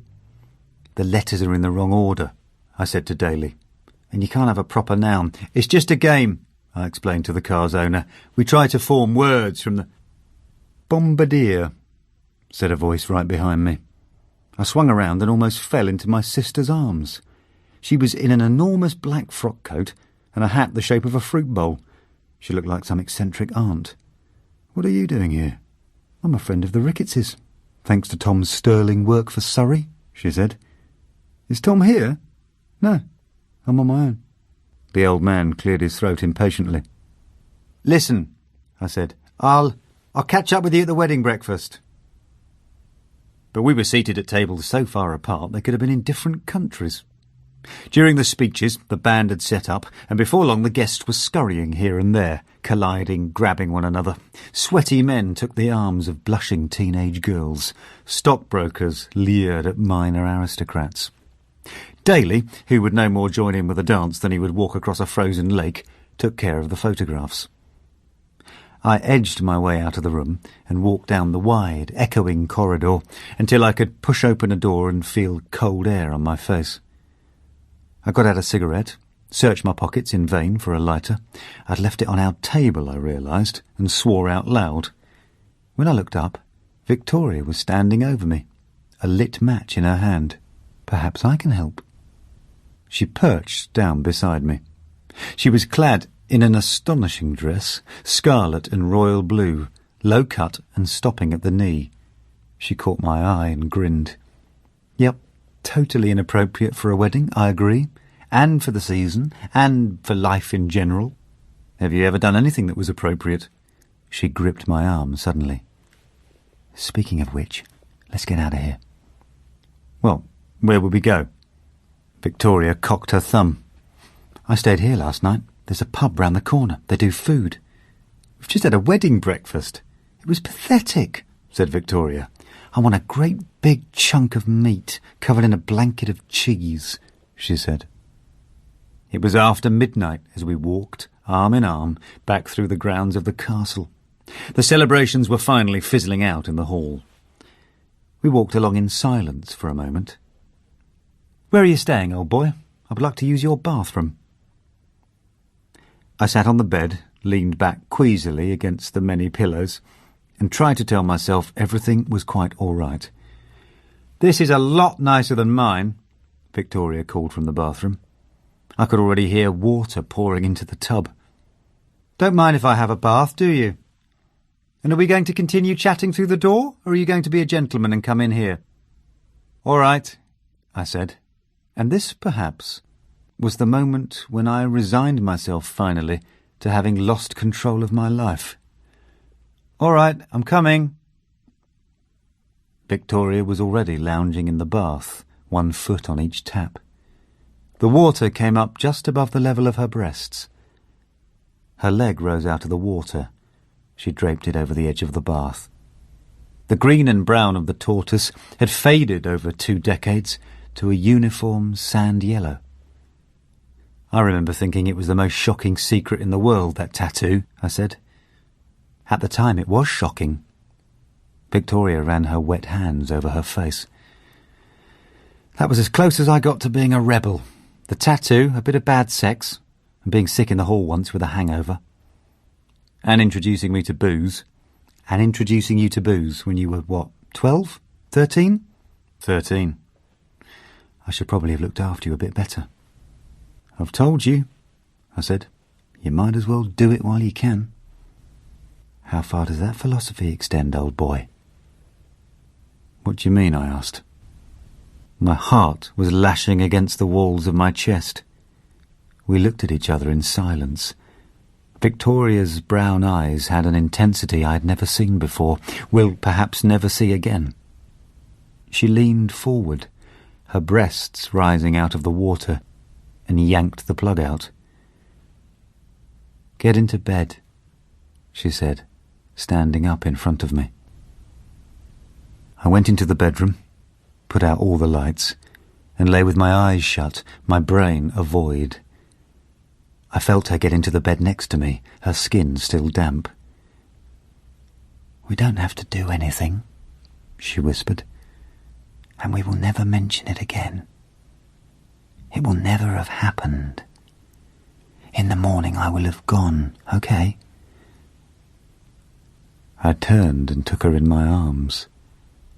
Her face moved in towards mine, and I felt my whole body scream like a firework. I shut my eyes, shut my brain. She could be anybody. As she sighed and took my weight on top of her, I clung on to these thoughts and let myself topple over the precipice. When I woke, it was light outside. Birds were singing. Victoria was gone. There is a word for what we did, but I never use it in my head. It is a word that pops up in seedy internet jokes, a word that can subdue a room. In a world where most people think what they like, it is the one unthinkable thing. My desires had long been unthinkable to myself. Now my actions were. I had little choice, though, but to go on. That afternoon, Lauren, Elizabeth and I strolled to the park to see the ducks, as if it were just any Sunday. I tucked Elizabeth into bed, kissed her forehead, and went to bed with Lauren. Much as I longed to speak to Victoria, for 3 weeks there was no contact between us at all. After another week, however, I felt I had no choice. I waited until the house was empty and dialed her number. I was ready to greet the cricketer in a jovial manner and ask casually as to his wife's availability. Gradually, as the tones went by, I resigned myself to getting no answer. Then, her wary voice. "Hello?" "Victoria, it's me." "Who is this?" "Me, it's Dominic. The phone was put down. By following the urge as I had sealed myself off from Victoria. No matter that she had followed it with me, she had made her decision, and I was alone now. Around the 3-year mark of our separation, I found myself taking pictures at a jazz and dinner fundraiser at the Savoy. By now, without ever really accepting it, I had accustomed myself to the idea that my sister and I were strangers. I was trying to herd some hee-hawing businessmen into a group photo when I saw Victoria and the cricketer taking their seats at a table. My eyes met Victoria's. She blinked and turned away. As always, it was hard to miss her. She had on a floor-length dress, fiery red. She wore no hat. When at last she left the hall, I followed her into a cloakroom where an attendant presided over rail upon rail of dark coats. I watched as she lit a cigarette and swung round. Her face twisted as she saw me, but at last she spoke. "Why are you following me?" It felt like something Max might have asked me decades ago. "Look," I said, "I know that you—" "Not here," she hissed. "I know you don't want to discuss it," I began again. "I think it's best if I pretend I don't even know what you're talking about," she said, her eyes glinting ferociously at me. "Don't you?" "Please." I reached out to touch her sleeve, but she shrank away. "All I want is, well, just to know if you're going to keep this up forever." "What else do you suggest I do, Dominic?" "Old girl, don't call me that," she snapped and began to walk away. "Just please stop ignoring me," I called after her. "All right, Jesus, don't make a scene." With a sigh, she came back towards me, arms folded across her chest. "Look, I'm sorry for the way things are now," she said. "You understand why, and you understand I've got little choice but to keep going." "It's not as if it was just my fault," I said. "You did actually say that it wouldn't matter, and that I have to get back to Tom." From that night on, she never cut me dead again. But if anything, what replaced her hostility was worse.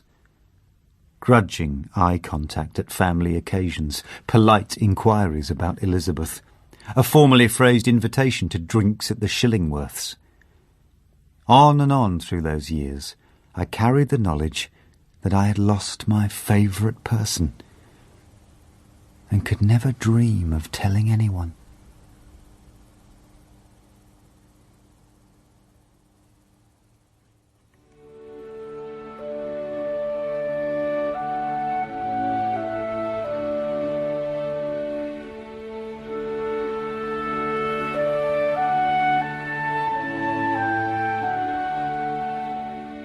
"7 years to the day after the morning I woke to find Victoria gone, I sat in a packed church in West London watching the christening of Hugh and Charlotte, Max and Noni's twins, their 3rd and 4th children. In the crush to get out of the church door before being spoken to by the vicar, I brushed against Victoria so closely I could smell peaches, but we didn't make eye contact. I glanced back a moment later in the churchyard to see her embracing some former cricketer. Beth, her eyebrows arched, followed my gaze. Have you and Toria fallen out? When I was a kid, she used to be round all the time. I grinned, in spite of myself. Are you not a kid anymore? I'm 15, and please answer my question. She's very busy. She used to be so, always into talking to me, and now she's just kind of polite. And the way she looks at you, she's constantly giving you evils. Giving me what? Giving you evils, Dad. Beth sighed. Giving you the evil eye? I'm trying to think of a more old-fashioned way of phrasing it. All right. Between you and me, yes, Victoria and I fell out quite badly. We don't really speak now. Fascinating. Well, there you have it. Okay, so what did you do to her? Nothing. Did she do something to you? No, it's just, sometimes things go wrong in a family.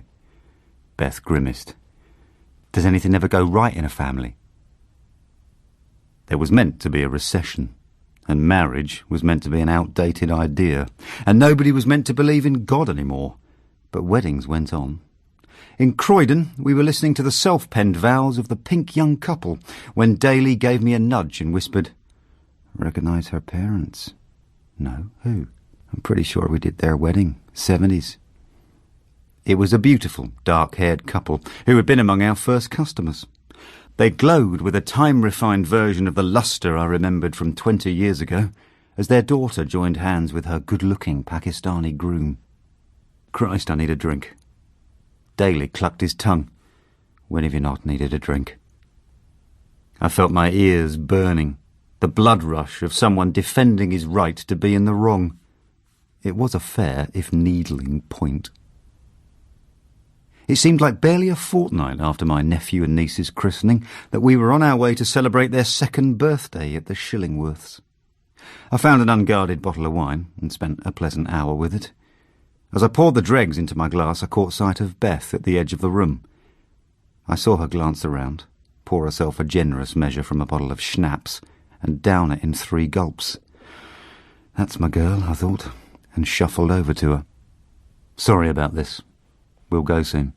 Sorry about what? This whole thing. Bit of a drag. A drag? She shook her head. Has anyone said that since 1969? Her eyes swam across the room to the doorway, where Rowley, my brother's 35-year-old assistant, was standing with his arms folded and a strange, thoughtful expression on his face. I saw him pretend to be looking at a vase on a shelf and then allow his eyes to creep over to Beth. My 18-year-old daughter and he stared at each other across the room. Then he left, and she, after a few moments' calculated pause, went after him. I watched them go, recovering my breath only after they had disappeared. Even then it was uneasy. I made for the trophy room. There was quiet. I sank down into the armchair and thought about Beth in the arms of the shiny-faced man twice her age. The door gave its showman's creak again, a hesitation, and then the door was pushed open. It was Victoria. Her hair was streaked with grey, and for the first time ever I saw her as a middle-aged woman, a woman past her best. The moment soon passed, and I looked at her once more with the usual emotions. Should have known I'd find you here. Why would you want to find me? She coughed. Look, Mum is 75 next month, you know that. Her mouth relaxed into a half-smile. Did you know there's a new gentleman on the scene? She's been seeing a man called Ernie from the pub. That's great, I said. At least, is it great? I guess it is. I guess it is too, said Victoria. Look, here's the thing. I'd like to take her and Ernie to Southwold for her 75th, but of course you can't drive and you'd like me to do it. She nodded. Max is going to be away. Great, said I. So I'll give you a call about the details. We looked at each other with the awkwardness of people who had only been introduced that afternoon. Great, she said, and closed the door. Ernie was a white-haired gentleman who had very nearly been killed while parachuting into Germany as an 18-year-old. A bullet entered his chest and flew out of his back, missing all the big guns in the middle. As a result, he had lived the rest of his life as if it were a bonus. Mum rolled her eyes at everything he said and gave him a series of her small smiles. "Dad used to love it here," said Mum, looking at the flattened sand by the entrance to the hut. "I can just see him now, sitting here with those silly shorts of his." We all pictured him for a moment. "Perhaps we should have a cup of tea," Mum said, looking down towards the pier. "Why don't you two go down?" Victoria suggested. "Dom and I can join you in a little bit." "Oh, we don't want to break up the gang," said Ernie, oblivious to any nuance in the conversation. "Let's all—" "Lovely," said Mum, taking his hand with an ease which surprised me. "Come on, Ernie. We'll leave the kids alone for a bit." "I bet they won't even want a proper dinner. Mum eats less than the tortoise these days. She's practically disappeared." "We could go to the chip shop." She grimaced. "I'm not sure how much nostalgia I can take." "So why are we here?" Victoria leaned back against the side of the beach hut and looked right at me. "Old boy, I have something to tell you. I have cancer, unfortunately." "What?" "Lung cancer." "What do you mean?" "Well, very much what I say, really. Lung cancer." She reached an arm out to steady me, and I let my weight slump against the side of the hut. Her arm stayed on mine. Given the 30-plus years of smoking, the specialist said it was something of a wonder it had taken this long. I couldn't reply. "It's so tiny," she said. "That's the annoying thing. It's preposterous that you can be killed by a thing that looks—" "You're not going to be killed by it," I said, gripping her hand. "You're not." "Well, the good news is that thanks to cricket money, the best specialists in the UK, the world and Mars are on the case. But the truth is, being the best ones, they tend not to fudge things. So they're quite upfront about my chances, which are 50-50. Well, that's something. 50-50 of getting through to this time next year. But the long and short of it, old boy, is that I'm probably going to die. Apart from Tom, you're the first person to know." "What about Max?"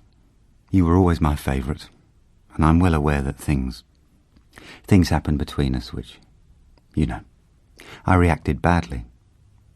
I didn't know what to do. But now none of it seems important. All that's important is that I'm alive for the moment, and..." Our fingers were locked together. Hers were icy to the touch. "Come on," she said. "Let's get chips." It was 11 at night by the time I had dropped Ernie off at his bungalow, Mum and Victoria at Park Street. When Victoria and I hugged goodbye in the doorway, she held on for a long time. I noticed again how cold her hands were. The streaks of grey in her hair seemed more pronounced. Perhaps the day of sunshine had brought them out. Within 6 weeks she would start chemotherapy and her hair would be shaved off. Lauren had gone to bed, but there was a note on the kitchen table. "Welcome home. Beth out with boyfriend. Food in oven." It was well after 2 when Beth came in. I was sitting at the kitchen table, an empty bottle in front of me.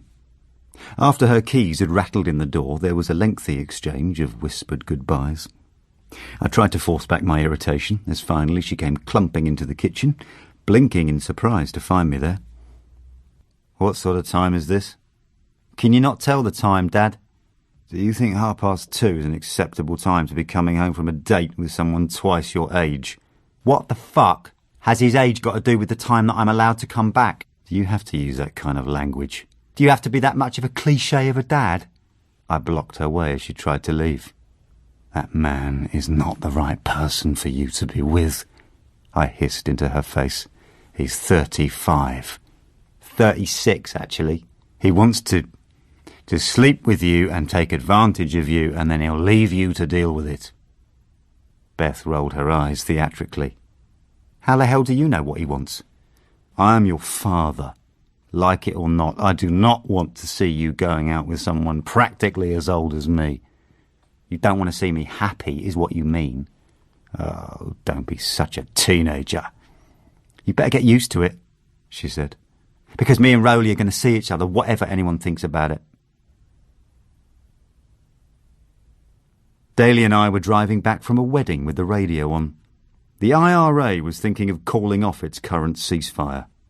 Stupid bastards, muttered Daly, leaving the steering wheel more or less to its own devices as he gestured out of the window. Some people will never let it go, eh? You need to get in the other lane. You know, the world is safer than it's probably ever been. No Berlin Wall, no need for bloody wars. But some people, they don't know what to do unless they're fighting. You could say all this while still keeping your hands on the wheel, you know? Or you could drive, said Daly. But you can't because of the drink. My bladder ached. Daly, can we stop somewhere? We were stopped for half an hour back there. Yeah, in the middle of the road. There's no services now for 20 miles. You'll have to wait. I'll piss in your car. It's your car, he said, looking straight ahead. Oh, yeah. But there was no glint of fun in his voice. I left it for half an hour before trying again to puncture the silence. Look, I'm sorry, all right? I got drunk. You don't say. I know it was unprofessional. The car crunched as his large hands wrestled with the gear stick. You're bloody right it was unprofessional, he said at last. That's putting it mildly. Turning up at weddings like we're a pair of pikeys, getting pissed, having fights, climbing into bed. You don't look unprofessional, just me. I don't know if you've noticed these past 25 years, but we actually work as a team. I've had a hard time. I felt like crying. Victoria. I know, Dom, I know, but before that you got drunk because of not being able to communicate with Beth, and before that it was your marriage, and before that I don't know, because it was a Wednesday or something. He gestured in exasperation with both hands. We veered towards a parallel car, and the two vehicles nearly scraped together for a second, like two bodies on a dance floor. Careful. Don't tell me to be careful, said Daly, looking me in the face. You always seem to have this idea that you're the first guy in the world to ever have a problem, and it's somehow too much for an ordinary person to grasp. Because it is. His large head turned to look at me. How the hell am I supposed to help you, Dom, if you won't put your hands on the bloody wheel? I lunged across at him. He backed away. There was a screech and a blare of horns, and then an explosion. That's the last thing I remember thinking. Nobody tells you this about a high-speed car crash. How terrifyingly loud it is. Like a bomb going off.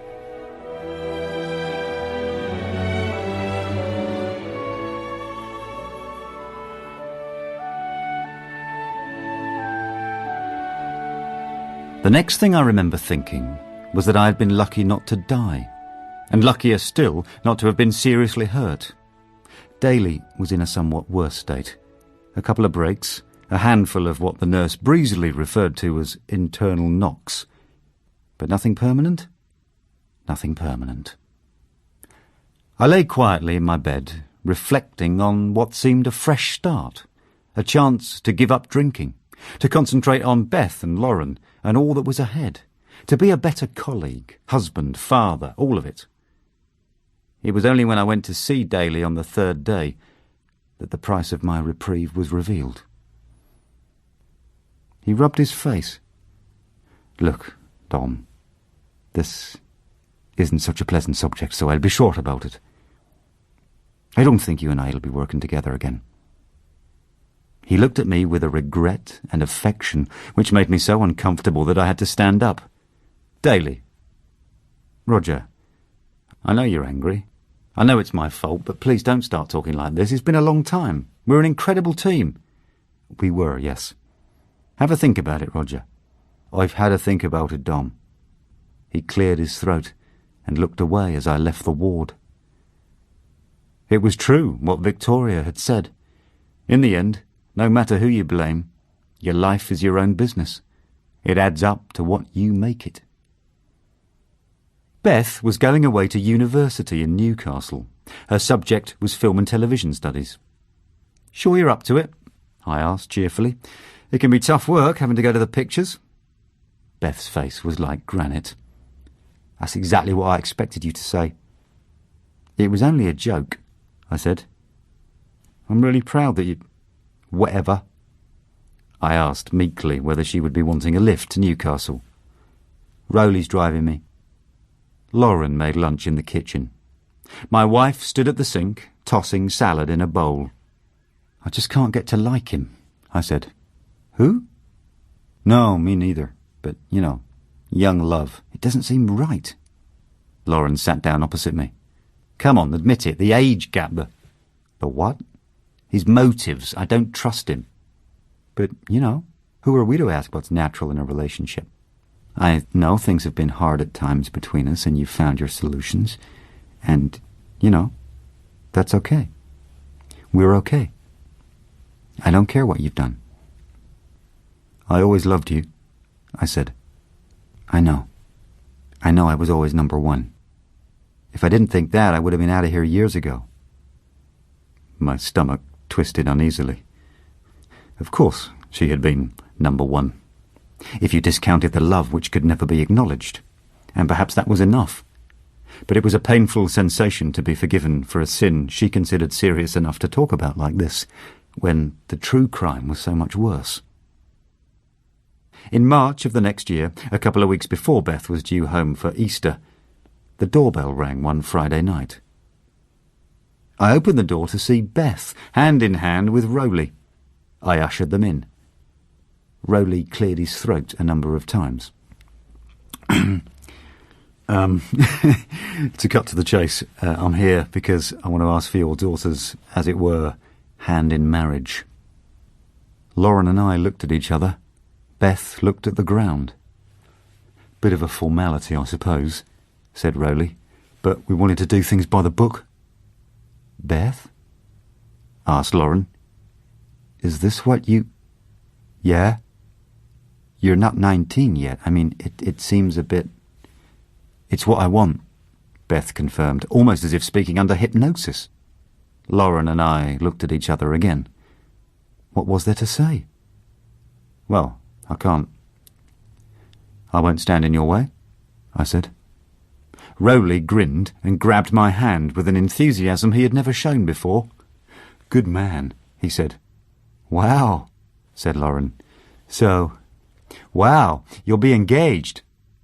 Rowley nodded approvingly. "You've either met the right person or you haven't. If you have, why wait?" "Why indeed," I said faintly. The radio prattled on in the kitchen, as it had the night we brought Beth home from the hospital, a scrunched scrap of a person in a basket. "So," I said, "have you thought about a wedding photographer?" One afternoon in early October, I was summoned to the Shillingworth place. I'd seen Victoria now and then, and we spoke on the phone a lot, though our outings had become less frequent. There had been no shocks, no obvious worsening of the state of affairs, but today Conchita laid a warning hand on my arm as I arrived. Not so good. I plodded up the stairs with lead in my legs. Victoria was sitting on the bed in a pair of blue satin pyjamas that looked 3 sizes too big. She had withered in the week since I last saw her. Victoria folded her arms across her flattened chest. "Old boy, I have 2 important things to say to you this evening. Both of them are going to be rather difficult." Can't say what can be more difficult than what's already happened. That's the spirit. Right. What's first? The rather complicated one or the very simple one? Complicated, naturally. All right. Well, I was overseeing Mum the other day. Ernie came and picked me up. The 2 of them really seem to be tight as you like. Anyway, so we were talking about Beth getting married, and about regrets and unfinished business. But we somehow got on to her and Dad. She took another drink of water. She let slip. Well, no, it wasn't a matter of letting slip. She seemed quite anxious to tell me. She told me that in the early days of the war, Dad got discharged with, well, something like shell shock. He went a bit batty out there, was the way she put it. So his mental health remained something they could never discuss. It was a source of shame. That's why him cracking up was ignored for so long. I had to read between the lines a bit, but in short, I think their relationship became a bit of a no-sex zone for a while. He was still ashamed, whatever, So they stopped. It happened in my marriage, it happened in yours. They just kept living without. One weekend, he went up to Manchester to cover some match. She slept with someone else. The arrangement, well, maybe arrangement is too strong a word, but it happened several times. She got pregnant. It was one of those huge truths which are no sooner out in the open than they feel permanent and familiar. But it was no less astounding for that. The moment was a long one. I had to say it out loud to make it more real. Dad wasn't your father? No. So you and I? Yes. Half-brother, half-sister. There was nothing and everything to say. My brain was frothing as if hundreds of fish, each one a question, had been tipped into water. It was the obvious one which came to the surface first. Why the hell didn't she ever say? She wanted Dad to be gone before anyone ever knew. Dad knew, though. Oh, he knew all along. How did she meet him? Who was it? She stared down the bed at her legs and her slippered feet and smiled to herself. It was Mr. Linus. No. It was Mr. Linus, Ed Linus. This is, I said, and found there wasn't a word. It is indeed, Victoria agreed, and silence fell. The eternal moan of Conchita's Hoover downstairs only seeming to make the room even quieter. So Mr. Linus, he just continued living there, even though... Once me and Max were older, it got difficult, it got tenser, and apparently the Linuses were getting on worse by that point anyway. Anyway, what's for sure is one day he just left, started a new life in South America. And Mum and Dad said, righto, we won't mention him again. And they didn't. Until the other night. He died in Brazil 4 years ago. A single tear crept onto her cheek, and I grabbed her hand. Sorry. Stupid thing to cry over. It's the damn medication. I can't do anything without feeling ill. You don't need to explain. I was just thinking, well, you know, what does this mean in terms of what happened? As in? With us. She gripped my hand. Well, we're half-brother and half-sister. We're half as related as we thought. Still in the wrong. Still definitely in the wrong, but shall we say we were half as bad as we believed we were, and leave it at that? Right. She looked down for a moment, then fixed me with her dark eyes. I said there were 2 things to talk about. Here's the second. I don't want you to see me decline anymore. I don't want you to come again. Please don't say that. We'll talk on the phone. We can talk every day, just... I don't want you to come. You're the one person I can't wither in front of. Do you get that? I can't do this. Please, old boy. I was clenching my teeth with the effort of not crying. I forced myself to nod. Larger than life, she said after a while. Never settle for less than that. Remember? You promised. Okay. We spoke again a week later. I told her that I'd been to see Mum. And did you discuss the life-changing revelation? No. We talked about this recipe for soup she's got. We laughed, and I pretended not to notice the coughing that followed. I was alone in the house that night. Lauren came back tipsy from the book club, where not much literature had been discussed by the look of it. We lay together, talking about the wedding. You'll be such a handsome father of the bride, she said. I'm so proud of you not drinking. Proud of your husband for not being an alcoholic. Shh. Shush.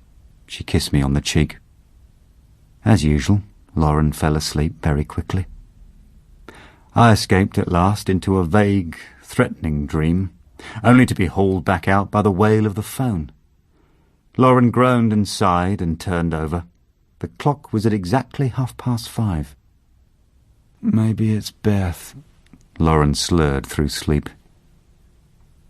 I'm sure it's okay, I said. But my stomach was curling into a ball, and as I walked downstairs to the phone in the hall, my legs threatened to fold up beneath me.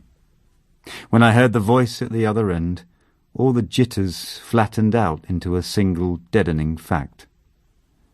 "Dominic, this is Tom." As his voice began to frame the words, I could not quite bring myself to hear.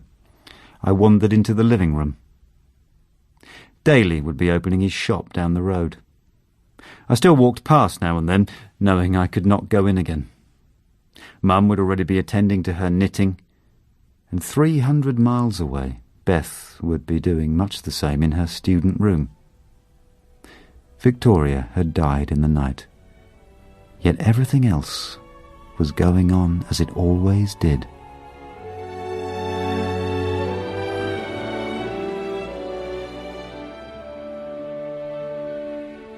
Victoria had left detailed instructions for her send-off in a handwritten note. "None of this business of a cheerful funeral.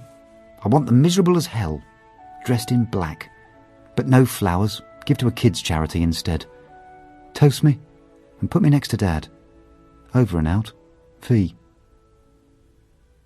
All this was carried out. More than 600 people turned up. They crammed into every corner. Max called her the best sister anyone could have had. The cricketer described a marriage of unbroken happiness.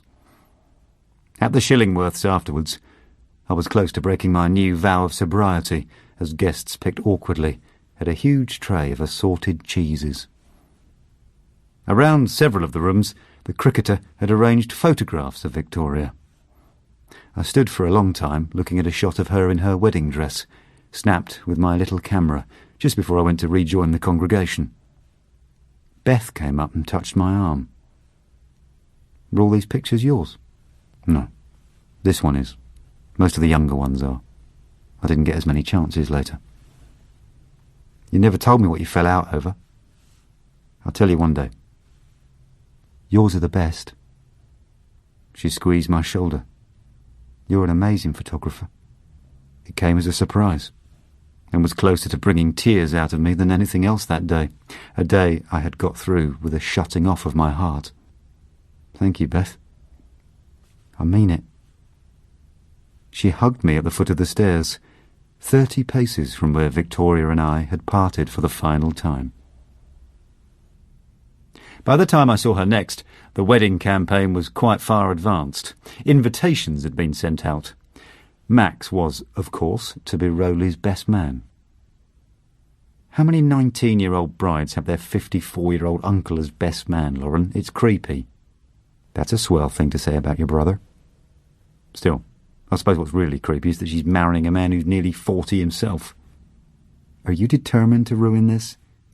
You don't like it any more than I do. You're just in denial. Supportive, Dom. It's called being supportive. I just wish she'd talk to us about some of it. Lauren fretted.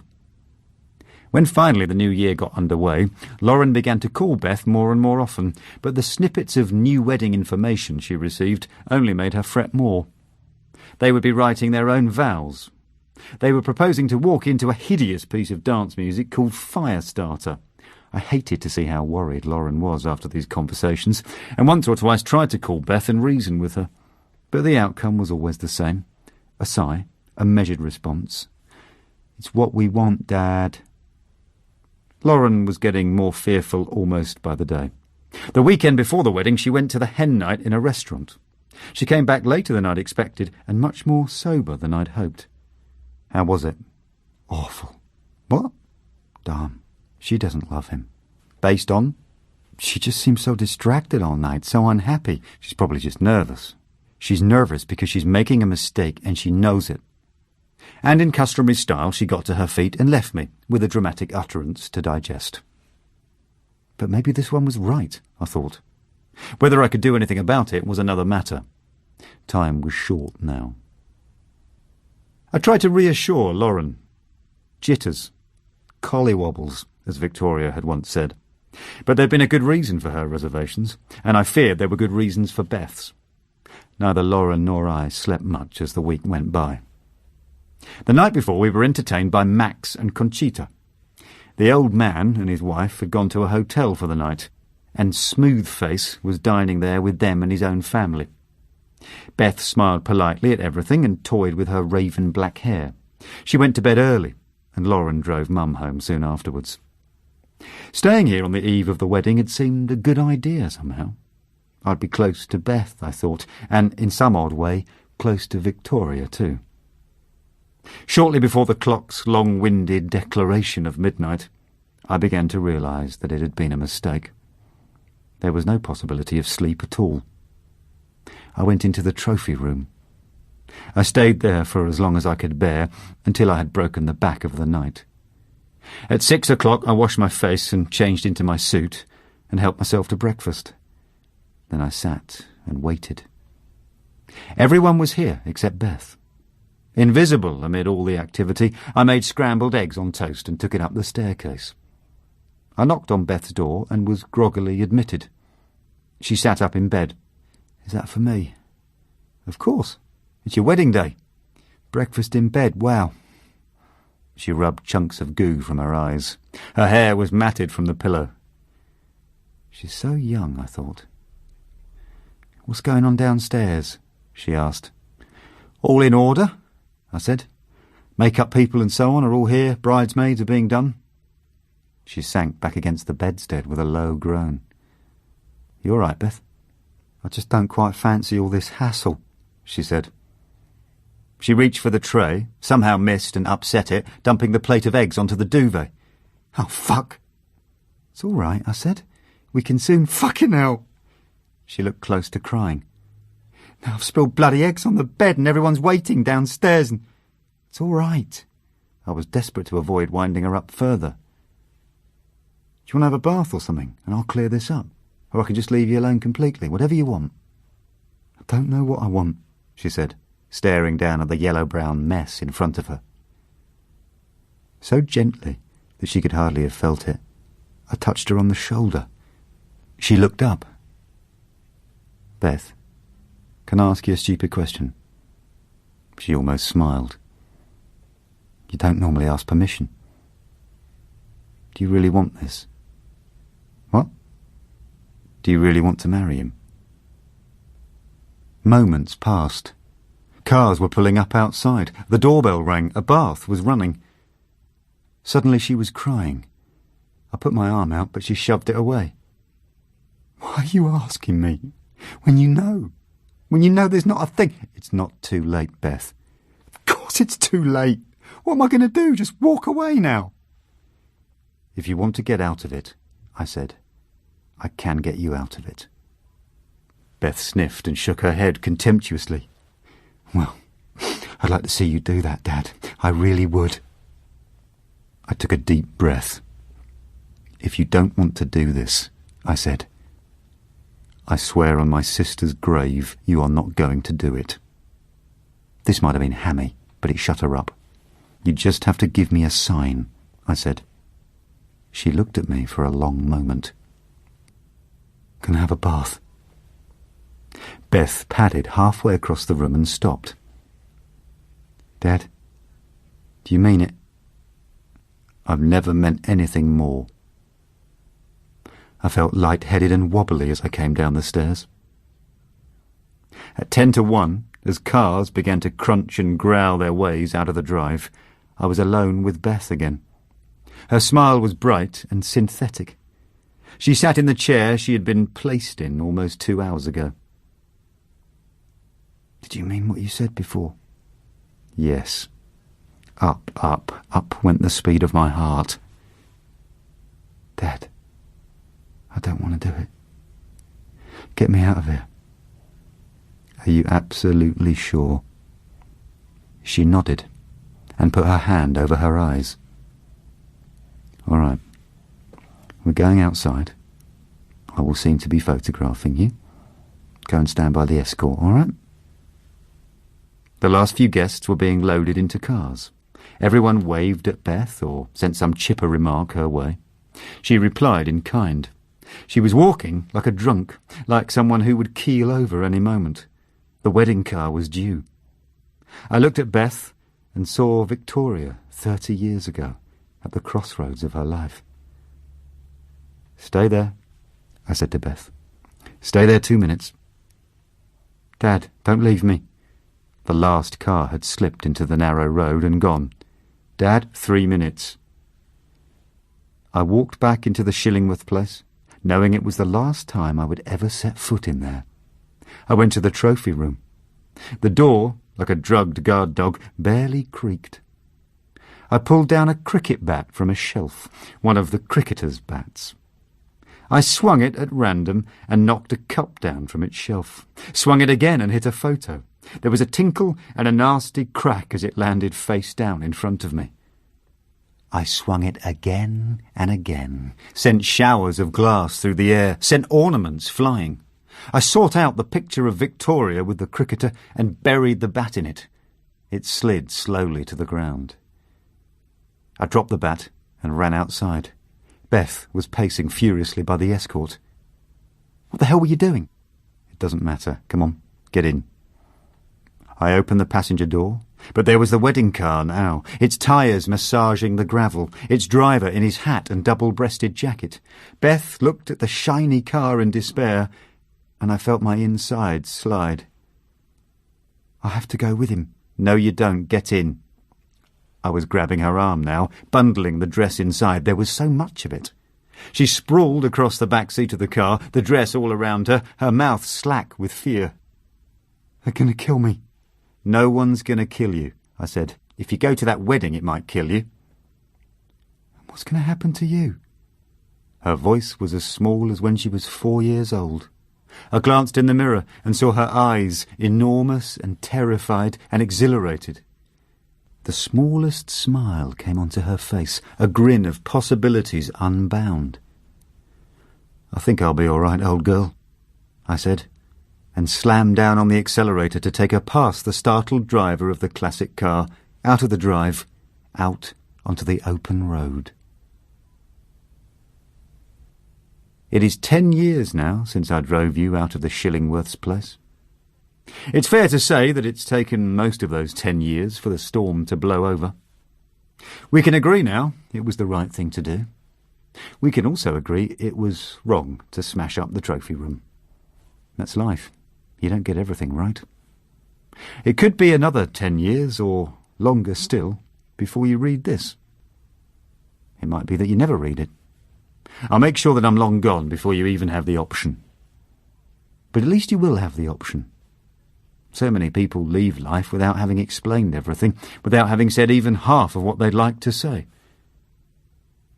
What happened between Victoria and me would never be forgiven by most people.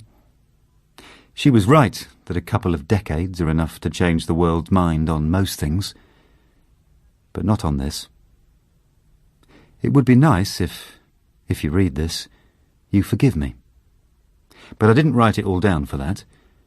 I just wanted a record to exist somewhere. What happened to Dad could happen to me. If it does, I'll forget all this. It will be removed from my brain, one memory at a time. I'll forget everything that came after, too. I'll forget Max writing to me last year to suggest a reconciliation, and the handshake on the beach at Southwold which sealed it.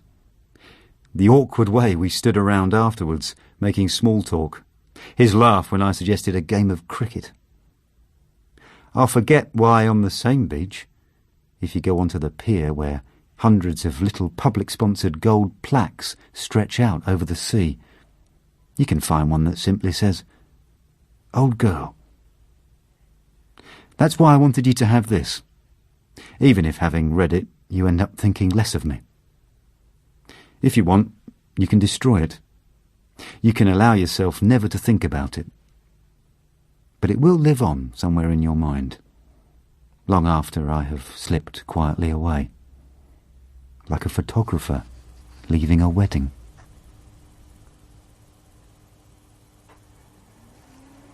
Julian Reintadt was reading The Knot by Mark Watson, abridged for radio by John Peacock. It was directed by Celia de Wolfe and was a peer production for BBC Radio 4.